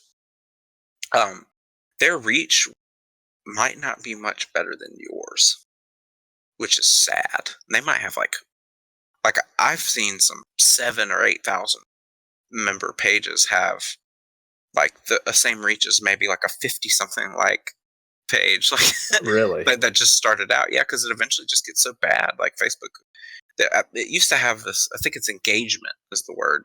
Yeah, really, yeah, you really I get like the those. most. I have 2 pages that I'm horrible at running, so Mhm. I'm trying to learn as much as I can from you today. Yeah, the word engagement in Facebook is the good word. Like reach is fine. Which reach is one way you can look at reach is, hey, that's X number of thousands of people that saw the name. So you said 53,000 or whatever. Yeah, That's that's what it was saying. 53,000. That's 53,000 people that at the very least scrolled past the words tabletop to keyboard. Right. Yeah, exactly. No, that's what I was saying. I was like, man, this guy has got it figured out because we'd never hit that many people on our own. Mhm. There was no way. Yeah, and that was just from me posting on Pen and Paper RPGs for Life, which is like a 25,000 member page that I was given to by a buddy who couldn't run it anymore. Speaking of, if anybody wants to just post memes for fun and you're watching how to use time gaps, then hit me up because I would love to build that page up and actually do something with it. But So Jeff is actually chiming in from the chat here because he is on TT2KB tonight, and I'm actually watching through Plague State. So he says, do you try to line up with the European time zones or just line up with your own time zone? Like, do you worry about which time zone you're in? Like, is it about hitting the New York time zone? Is it about like, the East Coast where all the people live, right? Like, you worry about that sort of thing? You can look at your page. You can look at your page insights if you go to settings and then you click people. You can actually see where everyone's from who likes your page. So, which is funny because when I started, I fucking love role playing. For the longest time, my city was like one of the top cities because it was just all my friends and like the page. Right. But no, like yeah, and you can look at top cities, top countries, stuff like that. So I would say look at that. And if you hardly have any European people, just sort of post on your own time zone. But if you seem to have a lot of European people, like if you ran like a World of Darkness page, I guarantee you probably have a lot of European people. And targeting people and locations and stuff, like That's just for ads, and ads suck on Facebook, so don't even bother with that. Although, if you do have a business and you have money, ads might not always suck on Facebook. So they suck most of the time. if you like don't have someone working on your page who can share things and get you good organic reach, then it doesn't suck. It's actually kind of essential to grow your business on Facebook. So if you like look at a restaurant that you want to go to on Facebook and it's got like 3,000 likes, and you're like, how the hell did they do that? It's because they paid for it. Well, yeah, that's what we were saying. Like we were counting up with that one post that you put out there for us. Mm-hmm. We figured out it would take us almost $300 worth of boost and that was based on Facebook's metrics, not on not on probably actual metrics, but it was just interesting because he was like, we had to pay like $300 for that to get that kind of boost. So yeah, it's paypal.me/Leopold the Just if you want to go ahead and send that to me. I'll have Jeff is the treasurer for TT2KB, so I'll have him patch that right through to you. So, Jeff, you got to pay the man now. No, it's all free. Like, have you seen you heard of Travis Hansen, the comic artist that does Life of the Party? You seen those little comic strips before? I think I've seen one. I'm not familiar with the artist, but I think I've seen. Yeah, he's his page.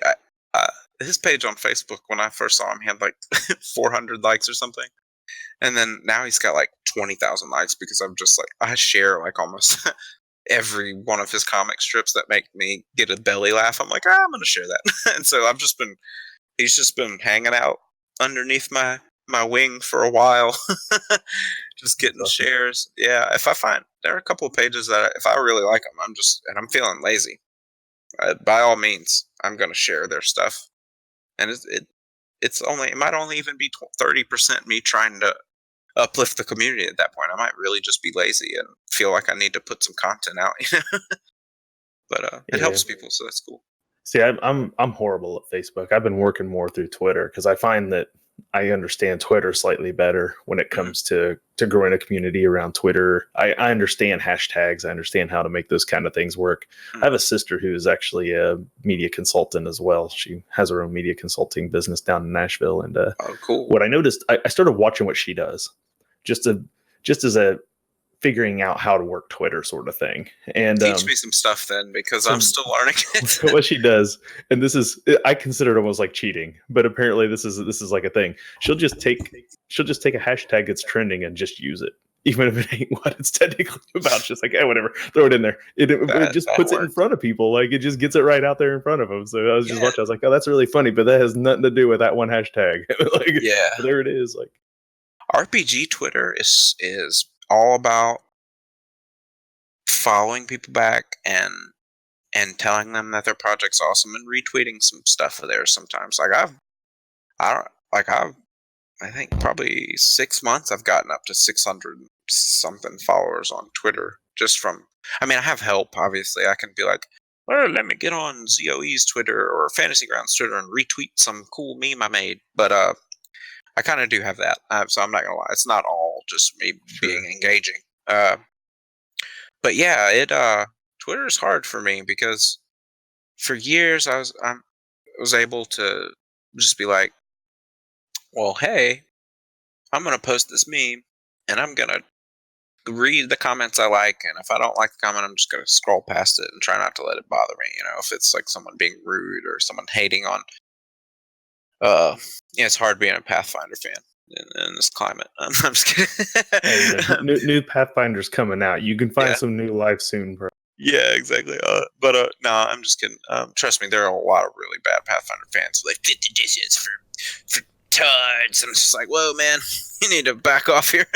You're the worst person. First of all, that's not a good word to say, man.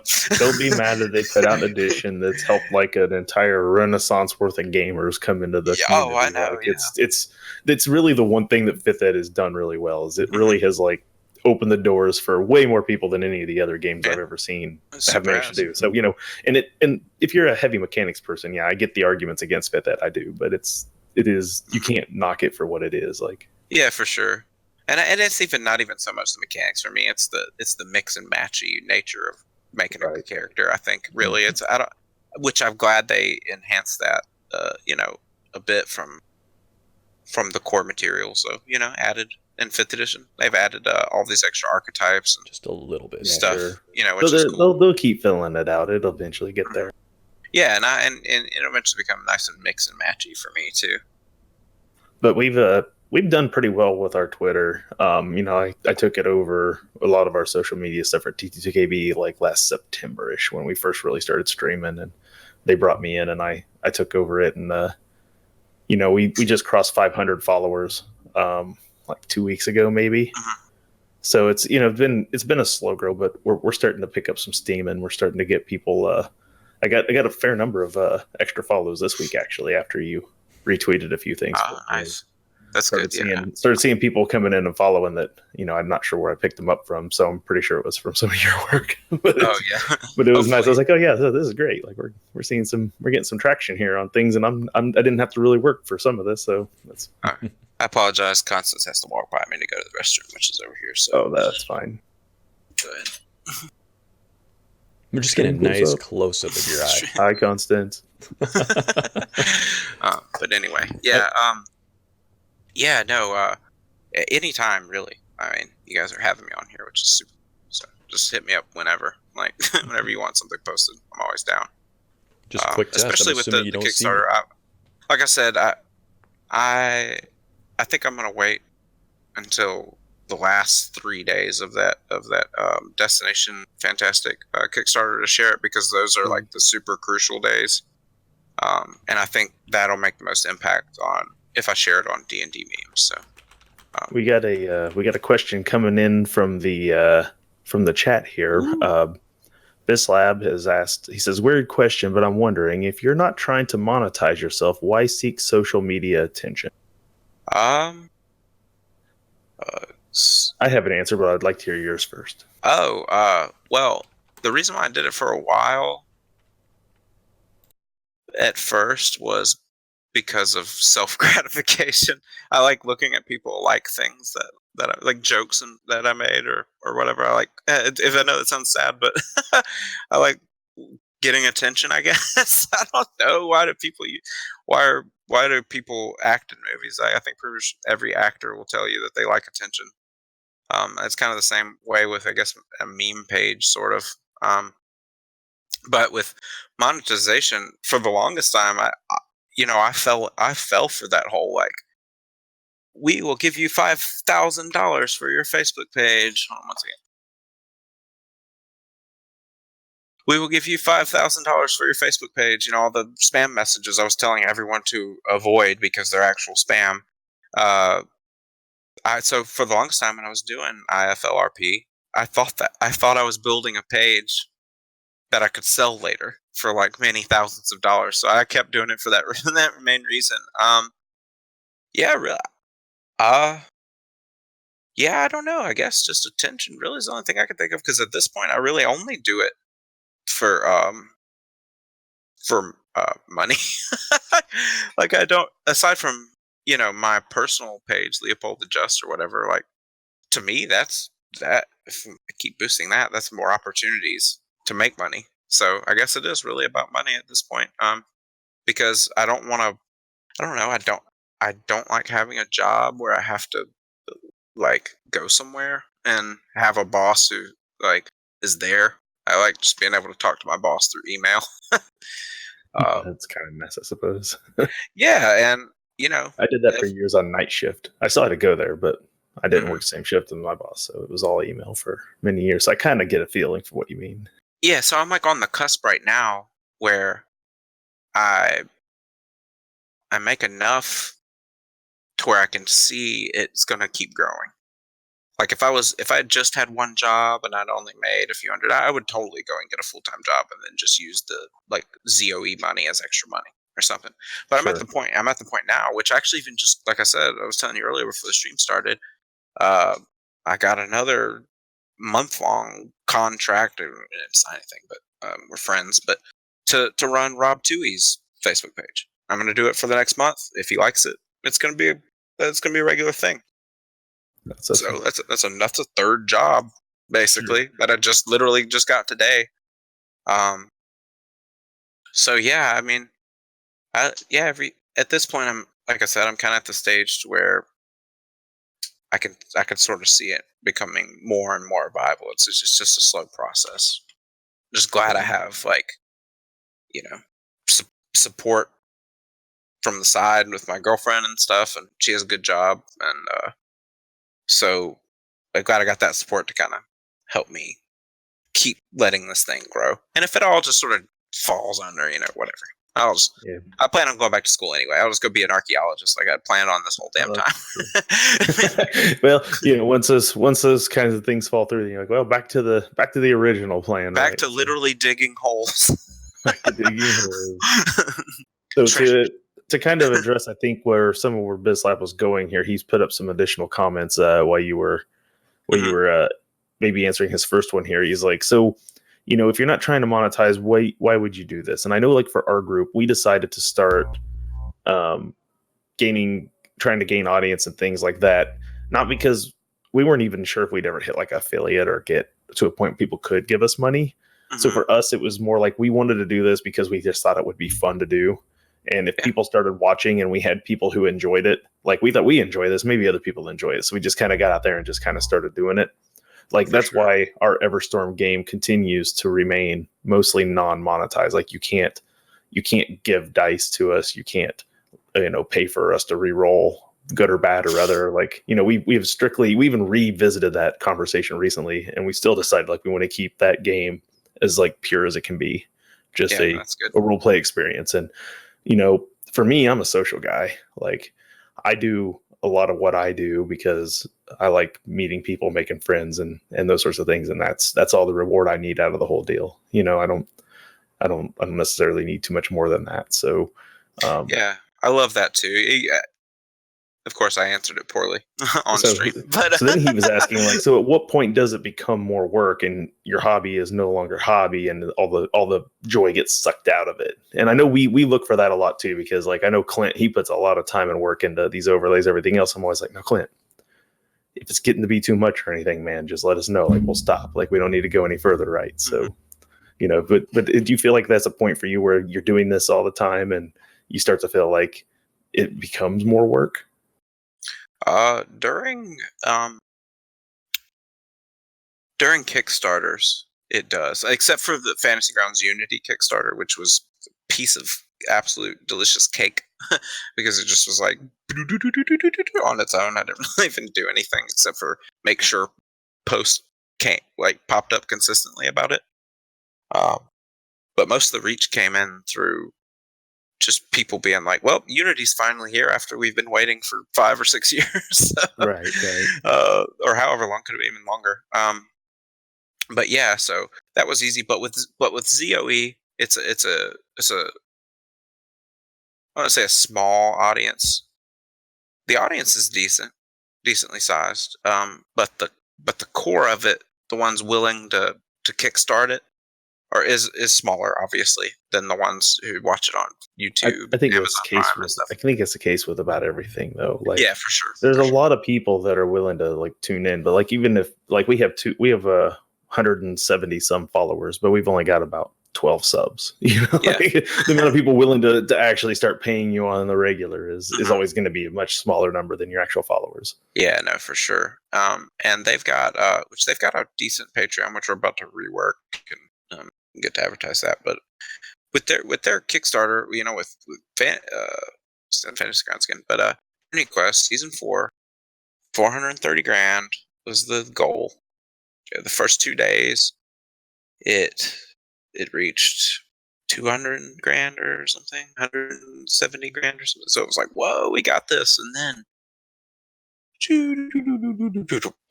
just sort of flatlined the whole time, and that was really stressful, and I was just trying every angle I could possibly think. My brain was constantly actively thinking about, all right, how could I do these posts differently to make more people see them? And I don't have a marketing degree. I just hit or miss, or not hit or miss isn't the right word. It's trial and error with me for all these years, and research, my independent research. I try to read articles about Facebook that are even put out by Facebook. I try to read all those updates and stuff. I try to keep myself informed, but like I said, there's nothing formal. So I feel like when it isn't succeeding as well as I'd hoped, I'm like, I blame myself like really bad, and I'll start kind of being real down on myself, like, I'm fired. If this, I even joked about it. I was like, hey everybody, I posted on my personal page. I was like, I might get fired if this doesn't work. Can you share it? But yeah, so I was starting to get really down on myself, and it was a constant thing where I was just constantly thinking about it. And ZOE is an independent company. I don't expect them to pay me any more than they do, and I work, as hard as I do because I've been a fan of theirs for so long.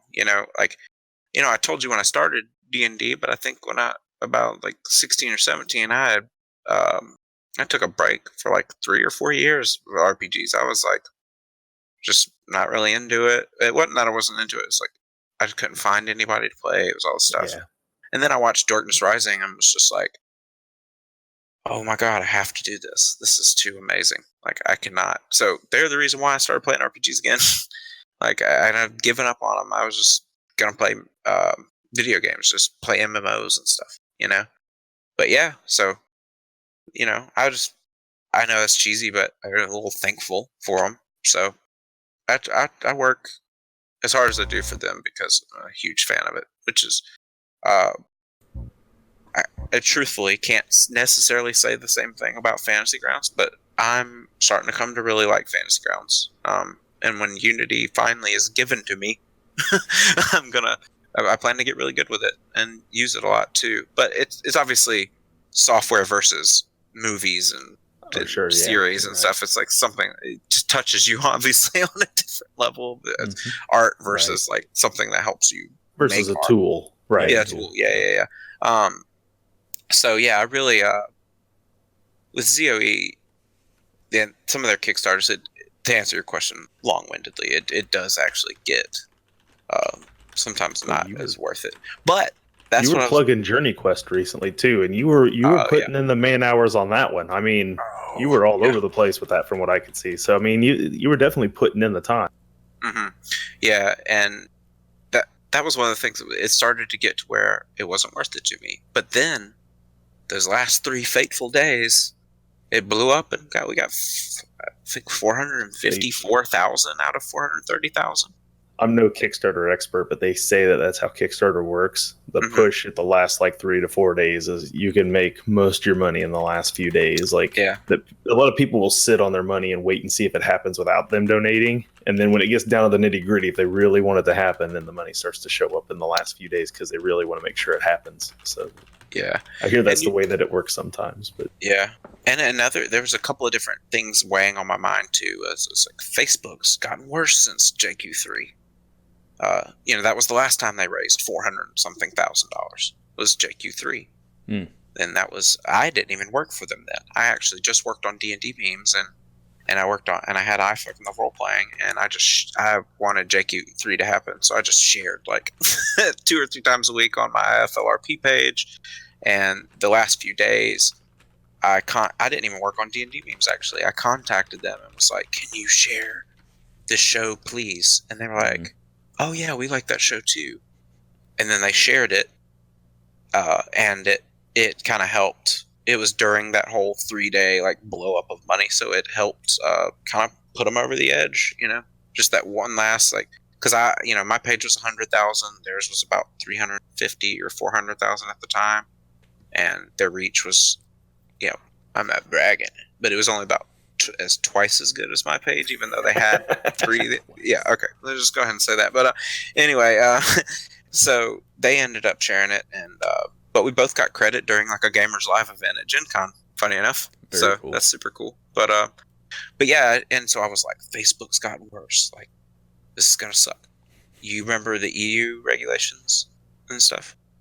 Do I remember them? Yeah, recently. The recent EU regulations. I read some posts on some of it, but I didn't exactly. Sometimes with some of those things, like I'll see headlines and I'll like read part of a article or something on it, but I don't get too in the weeds on it because it doesn't usually pertain much to what I'm actually doing, like day to day or whatever. So I don't always get into the weeds on some.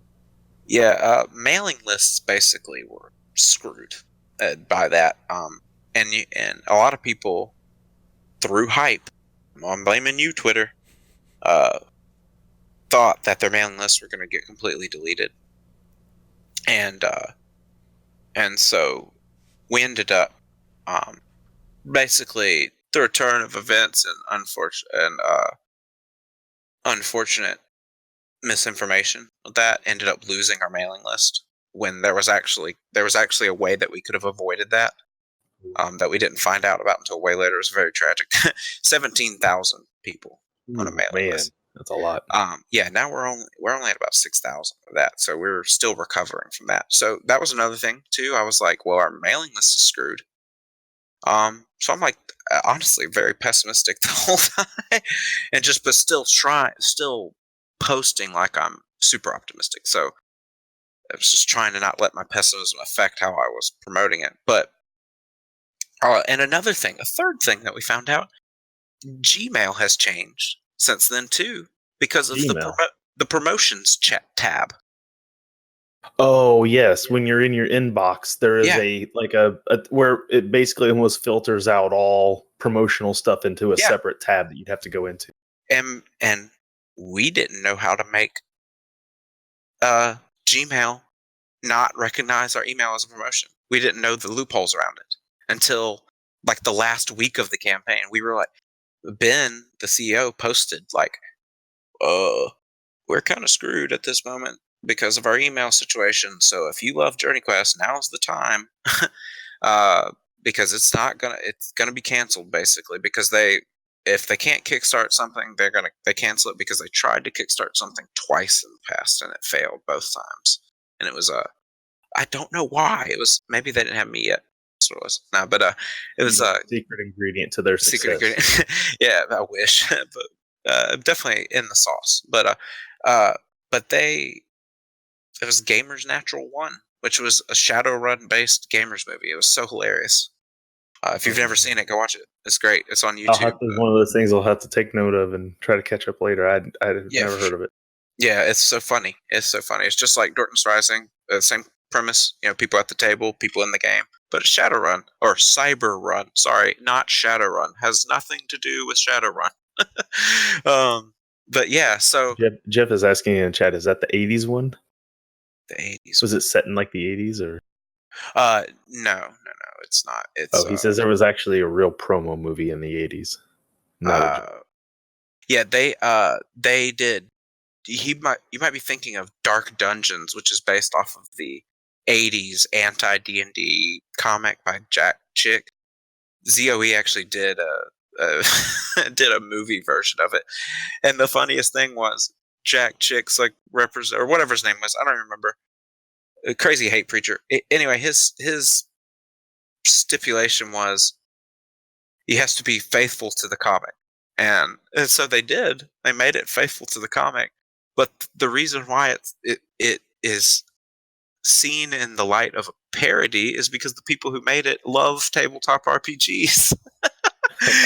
Even though it's actually 100% true to the damn terrible comic. It's just so tongue-in-cheek because they like RPGs. And but yeah, that's pretty funny. It's always one of those funny things about that. But yeah, but yeah, well, very long-winded obviously, but yeah, Kickstarters make the job hard. Other than that, it's pretty chill.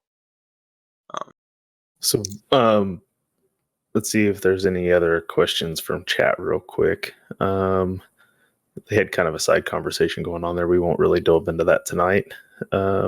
Sorry. So yeah, nope, that's okay. Just checking real quick before we move on here. So we are at the hour and a half mark here, so it is a good time probably to get into your other topic you wanted to get into a little bit tonight, and that's collaborative world building. So we'll move kind of away from our social media talks now and back onto the table a bit. Ooh. And so tell us a little about your experiences with collaborative world building and why. But this is kind of something that really reaches and like something you feel is like really super important.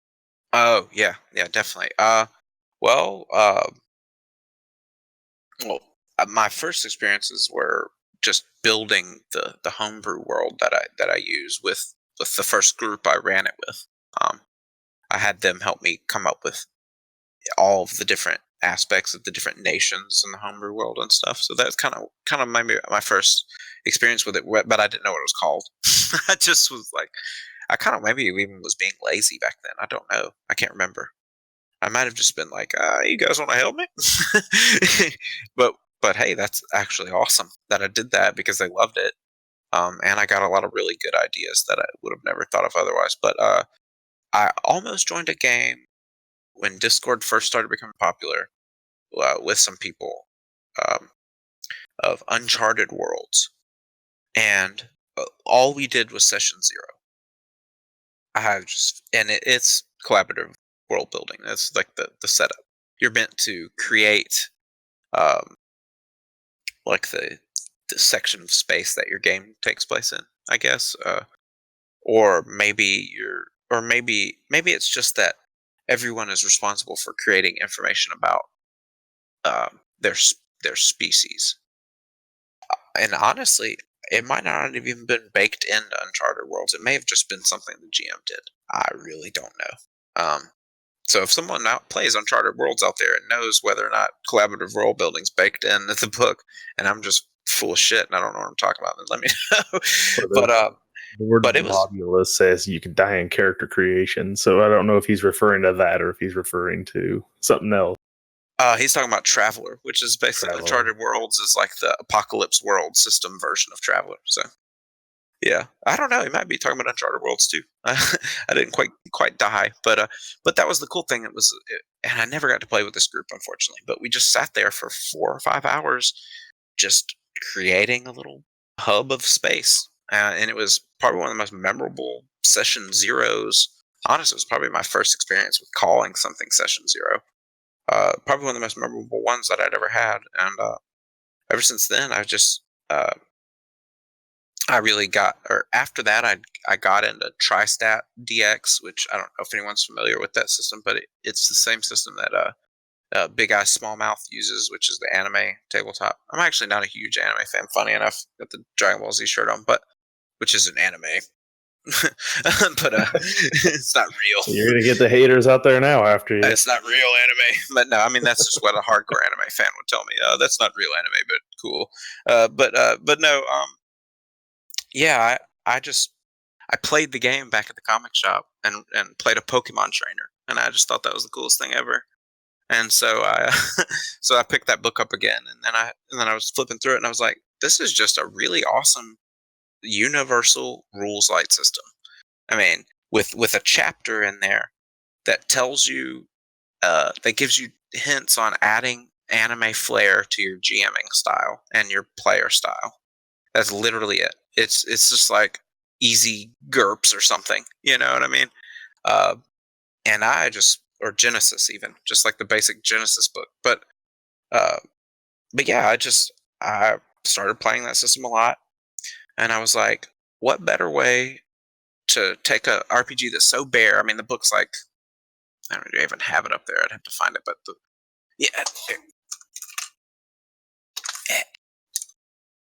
sorry, things are falling.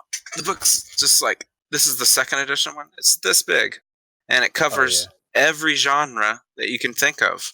It's obviously not going to have a whole lot in it. Like, it's not going to have like, oh, I got stats for laser guns and I got stats for a catapult over here. You know, it's not going to have all that stuff. So you have to adjudicate a lot to run systems like that. Like you know, Sure. In some cases, 5th edition, people have to adjudicate some stuff in the 5th edition, which is where you get that whole expanded Arcana stuff, like with expanded crafting rules and stuff like that. So it's kind of like that same concept. And I was like, what better way to create, you know, a world and something that can just literally be anything than have everybody at the table contribute something to it. Right. So that's what I did. I ran a deep space exploration game because I never got to play in that other one. I was gonna say, Jeff was actually asking, did you ever end up getting to play in the other world after you sat down with your game 0? But you're saying no, you never got to play in that one. So then you decided to run one. I created a cool character. I learned the word cyberneticist that day. I created basically just like this 4-armed bug guy who did weird experiments on people and did weird cybernetic experiments on people, and I got to come up with his like home world of cybernetic bug people. So basically, they had just like merged with steel with or machines, you know. So it was just this whole cool thing. But yeah, we did the. I got to make up for it though with using Big Eye Smallmouth and doing one with some friends of mine where we created this section of space. There were these 3 factions at war with each other because, you know, we created the factions and then we laid out a sheet and was like, all right, what's the relationship between each of these factions? We went online, we found a space sector generator and generated our own little section of space with it. It was a random generator. It was super cool. It was for stars by number. And what else did we do? Oh, we found some other random generators for space opera companies.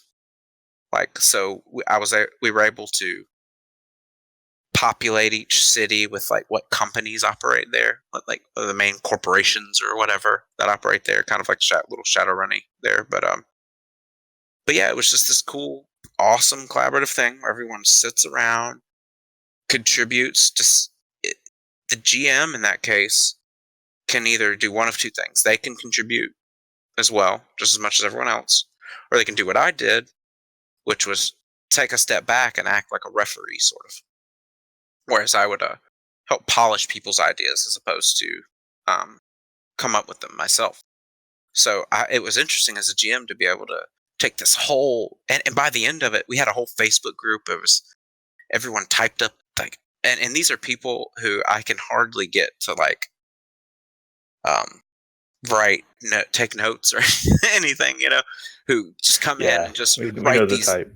Yeah, and they just write these massive paragraphs like, here's what's up with my planet, you know, here's everything that happens here. Now, space gives you a good opportunity to do that because you get to create a whole planet, so you have a lot of room to really work. So you can really get into the bones of dealing with entire civilizations at that point, entire world histories, and you're not stepping on each other's toes doing it. You know, so like when you're all playing in one realm, in one game world or one corner of a game world, like you have to be a little smaller in your collaborative world building. Like I know for our group, like with Lim World, Lim, it's our DM's initials, it's his world. But over the course of 20 years of playing in this one world, we've all added to it. And we actually had him on a couple weeks ago here on Wisdom Check, and we went through that whole thing when he'll tell you, like, there's so much that we built into his world over the course of, 20 some years of playing in that world. So, but it's so cool to hear about people just doing that, like from the get go. And Jeff in our chat here was actually, I was referencing a time where we actually did this with a LARP. Now, I don't know if you have any LARP experience at all, but I've done it once, I think. But we were part of OWBN, One World by Night. And when Requiem came out, we decided, well, the people who were playing kind of at the time more decided like they wanted to break away from OWBN and do Requiem rules and kind of restart this very successful LARP that had been going, basically break away from the org and be independent. And so what they did was we actually took a bunch of the players and broke them down kind of into groups. And we were like, okay, so tell us what's been going on in this world, because we need a world now for you guys to enter into. And we let all the players, a group of, well, it wasn't the entire group of 50, but a smaller group actually get in there and get together and start creating what this whole new world that they were going to be playing in was going to be. So it was cool to do it at a large, just because there were so many people involved in it. Such a larger group. So it's interesting when you do get those opportunities to kind of do that. But it's really cool that you do it with space, because I think it's a really good way to, you can take a planet, take a whole solar system and just write what's going on here between these different races or whatever's going on there, and it's super cool, especially with the planet and the species, being able to come up with all the xenobiology and all that other stuff that to fit your species. Like, we ended up getting some various different species. Constance May created some plant people who oh man, I can't even remember, but it was like they had just such crazy. It was so unique what she came up with. I wish I'd remembered more about it. I need to go back into the Facebook group and refresh my memory on some of these. But yeah, there was the one I do remember is this insect species that that like lived off of pollution. It was so crazy. It was just funny because they were doing deep space exploration, and it was like a scientific expedition, like that was a collaboration between all their different planets and stuff. And the guy the guy who lived off pollution, they went to this beautiful, pristine, like underwater planet and found some radio, and like the everything in the underwater cities was powered by this like radioactive stone that they had, like that was very like prevalent on their planet. And he like ended up like creating some underhanded contract and made a deal with them to come in and like in 20 years come in and mine all of this stuff out, like. And so was it hard for your players after having unlimited power to just write creatively, just spew all this stuff into the universe, you know, to then dial it back to like, okay, now here's my character. Like, and here's the two things I can do with the game, and here's my ship, and all the places we wrote that we'll never see. Now we're going to tell a story in this one tiny little area of this universe. Yeah. Like, was it hard to dial that back in for the players once you went through that experience of that collaborative world building?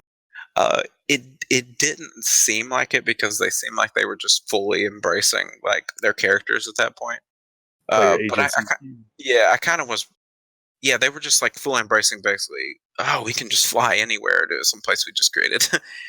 One of the things that in terms of dialing it back though was like if they would get to a planet that they created, they then kind of became co-GM by default. And having to deal with that was at one point I had to be like, well, you know, when we're in the middle of combat, maybe let me be the. Like to call it. Now you're referring to somebody's baby as ugly, right? You can't do that to my baby. I created that. I know what's right. Yeah, exactly. So I had to tell them basically like if I come up with something that contradicts something that they came up with, so let me know. But in terms of, you know, me running it, to just let me then build off of that, of what they came with. But what I did like to do was in between sessions, I would like to contact that person in private and be like, so these two factions, what do they feel about this? You know, what do they feel about that? Like, and I would get them to tell me that info, like if it was relevant, whatever quest I was writing. Because I'm not a super great DM or GM when it comes to preparing, so like I kind of do it a few days before the session. But I'm good at keeping things in my head or keeping things organized for games that I run. So I've just gotten kind of lazy because of that. But that game actually really kept me pretty active. But still, it was, you know, a few days before the game.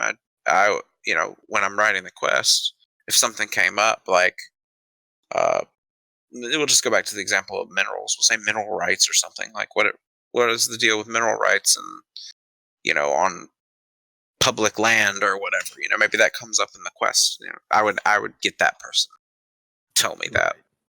And then do you basically run under the premise that yes, everything that they wrote is true, but like here's other stuff that's also true that they don't know about, like because you have to keep a little mystery and intrigue, you know, in the plot as well, right? Like, for sure. I think that's what Jeff's referring to is the yes and, you know, sort of concept of yes and also this, or yes but also that. Like, did you find like you were doing some of that, like to try to keep a little like here's all the stuff you said's true, here's maybe some of the stuff you don't, that I'm adding to it, like as your own creative part then when you as a person who's GMing for the game? Yeah, definitely. You have to do that, like you said, because otherwise they're not only gonna, I don't know, people have very varying opinions about metagaming, but it's, in my opinion, it's kind of impossible not to some degree. It's kind of like bias. Like you can't fully eliminate bias no matter what you do, unless like a robot does it. You do your best to get away from it as much as possible. But and that's why I watch a lot of streams, and I always say like I love watching streams with brand new players because you really see what completely unbiased players look like when they see certain situations. And if you watch anyone who's ever played with any experience, like they don't handle it quite the same way. Yeah, so exactly. I get where you're coming from. Like you try to remove that knowledge, but you can't ever fully take it back out of your head once it's there. Yeah, which is why you have to leave some stuff to a mystery. Plus, you know, people aren't, I mean, unless someone's really has a lot of free time and they're a writer, like people aren't going to put super extensive descriptions into it because it's not something they're used to as a player, really. So you do. That's another thing about collaborative world building that I will say. You have to kind of find the right group that's willing to do it. You can't have people that are busy and play D&D as like a little casual, like kind of escape hangout time. You know what I mean? Which is totally a perfectly 100% good way to play D&D. I honestly play it probably about 20% of the time. That might be why I'm playing D&D, to be honest. Just hang out with some friends. Right. Yeah. So, it's one of those things. It's like you. I don't know, I kind of lost my train of thought. What were we talking about? Just right before. I'm still tired. Yeah, it's starting to fade here on us. No, it's the tea. It's wearing off. But the tea is wearing off.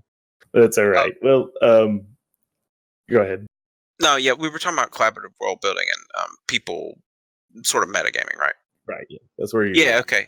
Yeah. Okay. So if people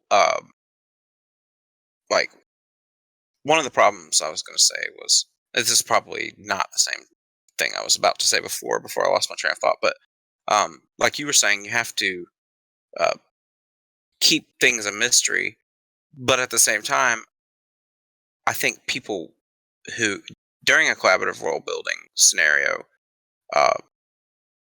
kind of like sometimes it's good to tell people like some stuff you're planning. You know what I mean? Like in a way that they're all co-GMs. Like maybe not all of them, but like I found like if it has to do with, let's go back to the whole planet example. If it has to do with the planet that someone created, and I've got this cool, maybe not a plot twist, but some cool thing that I think is going to be cool, that I think people are going to really be engaged with in the next session, then I will then I might tell the person who created that planet about it off to the side, like secretly, like, because like they're in on it now, and I feel like that's a type of investment that is to it that you can kind of keep doing with collaborative role building. Slip them a little bit, give them a little something. Tell them, no, don't tell anyone. This is too cool. You can't tell anybody. And then that creates anticipation. So that's another little trick I've used with collaborative role building, is just, treat them a little bit like a co-GM sometimes. Yeah. But Jeff is but only maybe one at a time. Entire game systems that don't have a GM at all, and it's just created collaboratively. He says he hasn't played one, but they're really interesting. I'm not sure I've ever seen one like that, but I think the closest was 4th Ed. I think Chuck was telling us that like you can play 4th. There's rules for playing 4th Ed without a GM. But I think it's the only one I've ever have seen myself that you could try to do it in. Yeah, that's another one of those things like diceless RPGs that I'm just not super informed on, like Amber or whatever. I've never really looked into too many diceless RPGs or too many GM-less RPGs either. Yeah, that's like a whole nother thing we get into on a whole nother wisdom check sometime right there, is just how to run diceless and GM-less games. But yeah, and that's one thing. One of the players in Matt's game, he and I are in the discussion phase of creating a little indie RPG. And one of the things we're wanting to do, which is really unique, but it relates to GMs, GM-less, is it's not GM-less, but it's rotating GMs. Oh, yeah. Yeah, like the concept of rotating. So we're basically not going to make it a requirement for whatever game we create, but we want to have a section in where we can help facilitate it. Like in the collaborative world building, because it's going to be space exploration. I feel like I can go ahead and say that it's going to be a sci-fi space exploration game, a little bit of horror, and we're planning on trying to get a little vintage feel to it as well. So are you talking story arc to story arc rotation or game to game rotation? Yeah, or planet to planet even. So as you go, so it's kind of episodic then in that way. Mm-hmm. Yeah. So maybe we're going to Cindy's planet today. Cindy's gonna control a GM PC, maybe, if she wants, or Cindy can have her PC go off and sort of do something with her family. Maybe because usually when you do the collaborative world building thing, it's people create the planet for their species that they're playing. So maybe if she doesn't want to run a GM PC, some people don't like doing that. Maybe she's visiting family.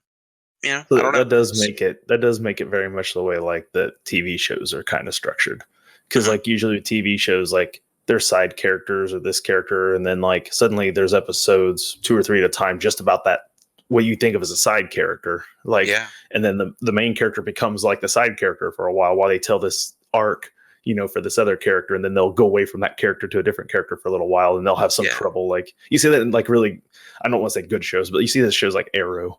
Arrow's Oh, really good yeah. at that. Like you'll get an arc for Speedy. There'll be a Speedy arc for 3 episodes, and then they go away from it. So it's That's almost like someone shifted DMing there, like in a way, because you're telling Yeah. a story about different people at that point. So Yeah, the writers' room, and it'd be cool. It'd also be a cool experiment, I think, with the rotating GM thing to see what people do with the power. Like, oh, you got the power now. What are you gonna do with it? Like, and then I think kind of there'd be you'd obviously have to have some trust, and you'd have to have like Sure. you'd have to have some good. You have very very extensive discussion session 0. Like, let's not just try our best not to destroy the game once it comes our turn to GM. Well, but when you do collaborative and everyone has agency and buy-in, you Mhm. don't have to worry about them destroying something they helped build. Yeah, What you that's have to true. worry about destroying is when you bring somebody new into something that you've built, or like if you and your group of friends true. have built this and then you like try to bring me in.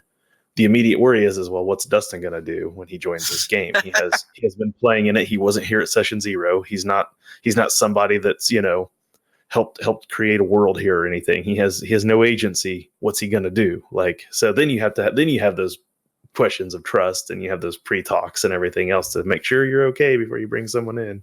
Yeah, for sure. Yeah, that's very true.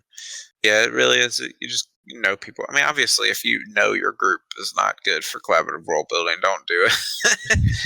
Just do For something sure. else, or I do it on a For sure. micro. Do it on a smaller level. Like I did it on a smaller level one time. I love Shadowrun. Don't get me wrong, but running that game seems so hard.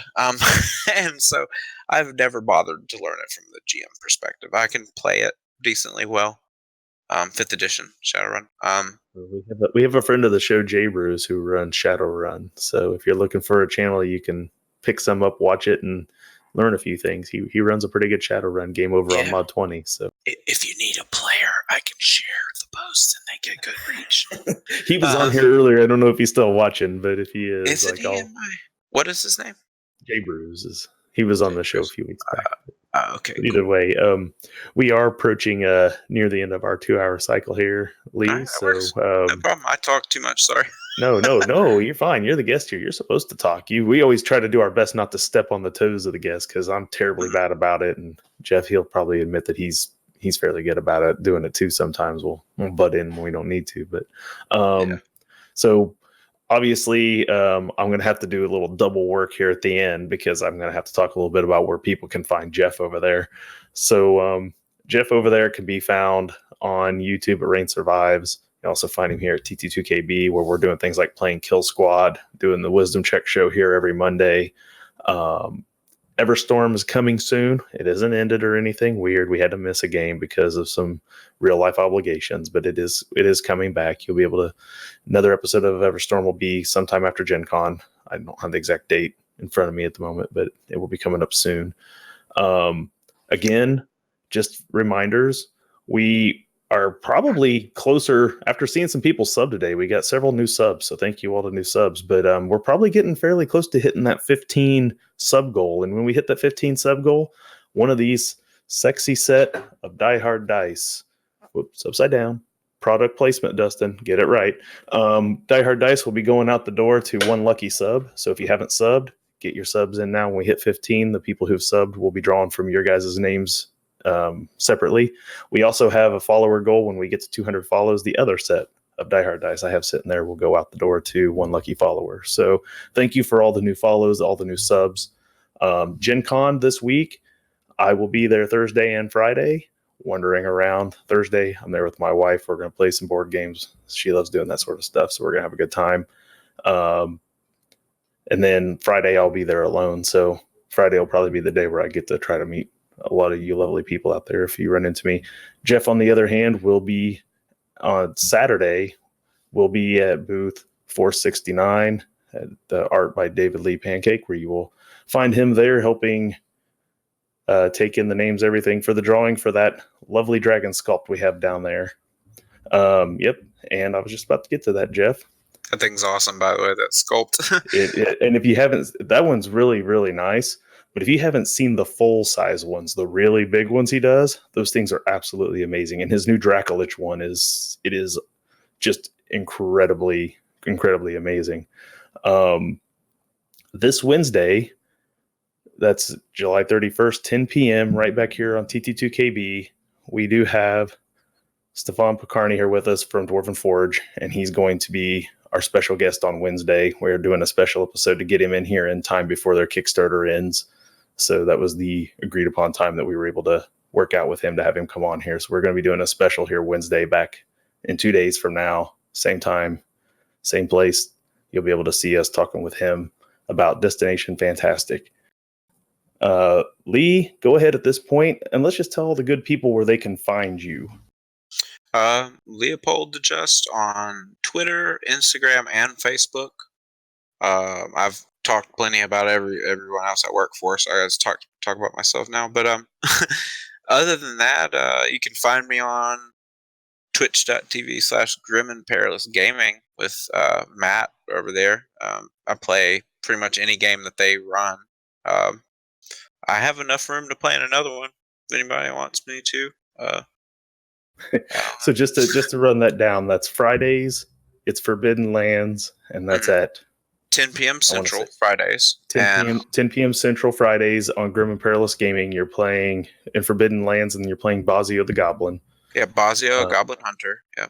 And then on Sundays, every other Sunday is Pulp Cthulhu. It's every Sunday. It's been every Sunday now? It kind of seems like it is. We were playing Solar Blades and Cosmic Spells, which I absolutely love that, but we're into such a heated moment in Pulp Cthulhu that we've kind of been doing it every Sunday. I thought it was supposed to be Cosmic Blades this last weekend. I chimed in to see what was going on, and it was Pulp Cthulhu again. So I thought maybe, and sometimes I get off a week, so I thought maybe I was off a week. But I'm thinking you guys really did just decide to go ahead and go forward with that campaign. Yeah, it's Solar Blades is more open ended, I think. So it's just this whole like Masks of Nyarlathotep is so legendary. I feel like that has a lot to do with us wanting to just consistently keep working through it. Just so those handouts, man. Yeah, so you could find Lee playing in both of those games again at Grim and Perilous Gaming. And what was the third one you're in? Well, for now it's Tiny Dungeons. We're playing we're playing through a 5th edition D&D supplement called Jungle Tomb of the Mummy Bride by Planet X Games, and it's super cool, like cheesy dungeon crawl, which is awesome. I don't know, these other games haven't been dungeon crawly at all, so it's cool to jump into that. But I'm playing a tree folk healer, a druid type healer in that game, which there's no classes, so it's kind of hard to say what I am. But and that I believe at some point is going to because it is, the channel's owned by the company that owns Zweihander, so there's going to be a Zweihander like regular game taking place, and I think that's going to be Tuesdays. I think that's what Matt said. But one of those 3 days that I listed will end up being a regular Zweihander game eventually, which I'm super bummed about playing. That'd be awesome. Yeah, fun stuff. We have Daniel D. Fox coming here on the Wisdom Check in a couple of weeks, so. The 19th also more important than me. We're going to be talking. We're going to be talking Zweihander, so that'll be coming up soon. As for me, I'm Dustin. You will find me here on TT2KB on Mondays on the Wisdom Check. On the Saturdays, when Everstorm comes back around, you'll find me here playing D&D 5e in our homebrew game in Limworld, where I play Byron Harros, the dreaded elven pirate. What system is that? Your Everstorm game? 5e. 5e. Okay, sorry, you probably just said that. So, I will be again this Thursday and Friday. I'll be at Gen Con. You will find me then next Wednesday, the following Wednesday, not this Wednesday. This Wednesday, I'm here with Jeff doing the Wisdom Check. The following Wednesday, the 7th of August, I am on Dadbod D&D doing their community one-shots. I am running a one-shot game with 4 players I've never met. Well, 3 or 4 players I've never met. And it is a jailbreak, the Escape from Cell Block 6. Ooh. So I have that thing pretty much. I'm just pretty much putting the polishing touches on it at this point. It's pretty ready to go. I'm ready to kill Chuck on stream. It's going to be great. Chuck. I need to play with him more because he and I He's feel so like much we'll get fun. along really well. But no, but I give him crap about killing him on stream all the time. So, and then there's going to be some other opportunities where there's going to be some Zweihander and stuff coming up. I think maybe here on TT2KB as well. So everyone will have to keep their eyes peeled up for all that good stuff. In the meantime, Jeff, sorry that you lost comms, man. We lost you. So hopefully you had a good time running some of the chat over there, and we will catch you guys in 2 days. So come back 2 days later. Wait. He literally back in right at the end. Back. You're there. You're back. Hear me? You've been frozen now the entire time. It's perfect timing for you guys. I'll go ahead and chime back in and say hello to the chat. But anything you want to add, Jeff? Well, it's been all said. I had so much stuff I wanted to talk about with the collaborative storytelling. I had so many interesting things like, oh, that's so cool. I want to talk about this. I was doing my best to try to get your chat in there when I could, but it was Discord. Sometimes it kills us. Next time you're hurting for guests, just let me know. We'll come up with something else to talk about. We'll chat. We'll get back in line. Jowsum says he wants back in at some point. So put us both on here at the same time. Yeah, pure mayhem. Yeah, no, it's good. Crazy. I appreciate you coming on, man. It's been an awesome chat. I've learned a lot. Definitely. Hopefully the chat's learned a lot. I learned a lot tonight. It's been... there's more, too, so seriously, just hit me up. I'll send you a wall of text sometime. Love it. Love it. An entire manual of here's how you can, here's how you can achieve reach. Yeah, the format is a Facebook message. I'll do it in an email, obviously. Sounds good. Well, I guess that's going to be it for us tonight. Do you have anyone you want to jump to, or what do we want to do?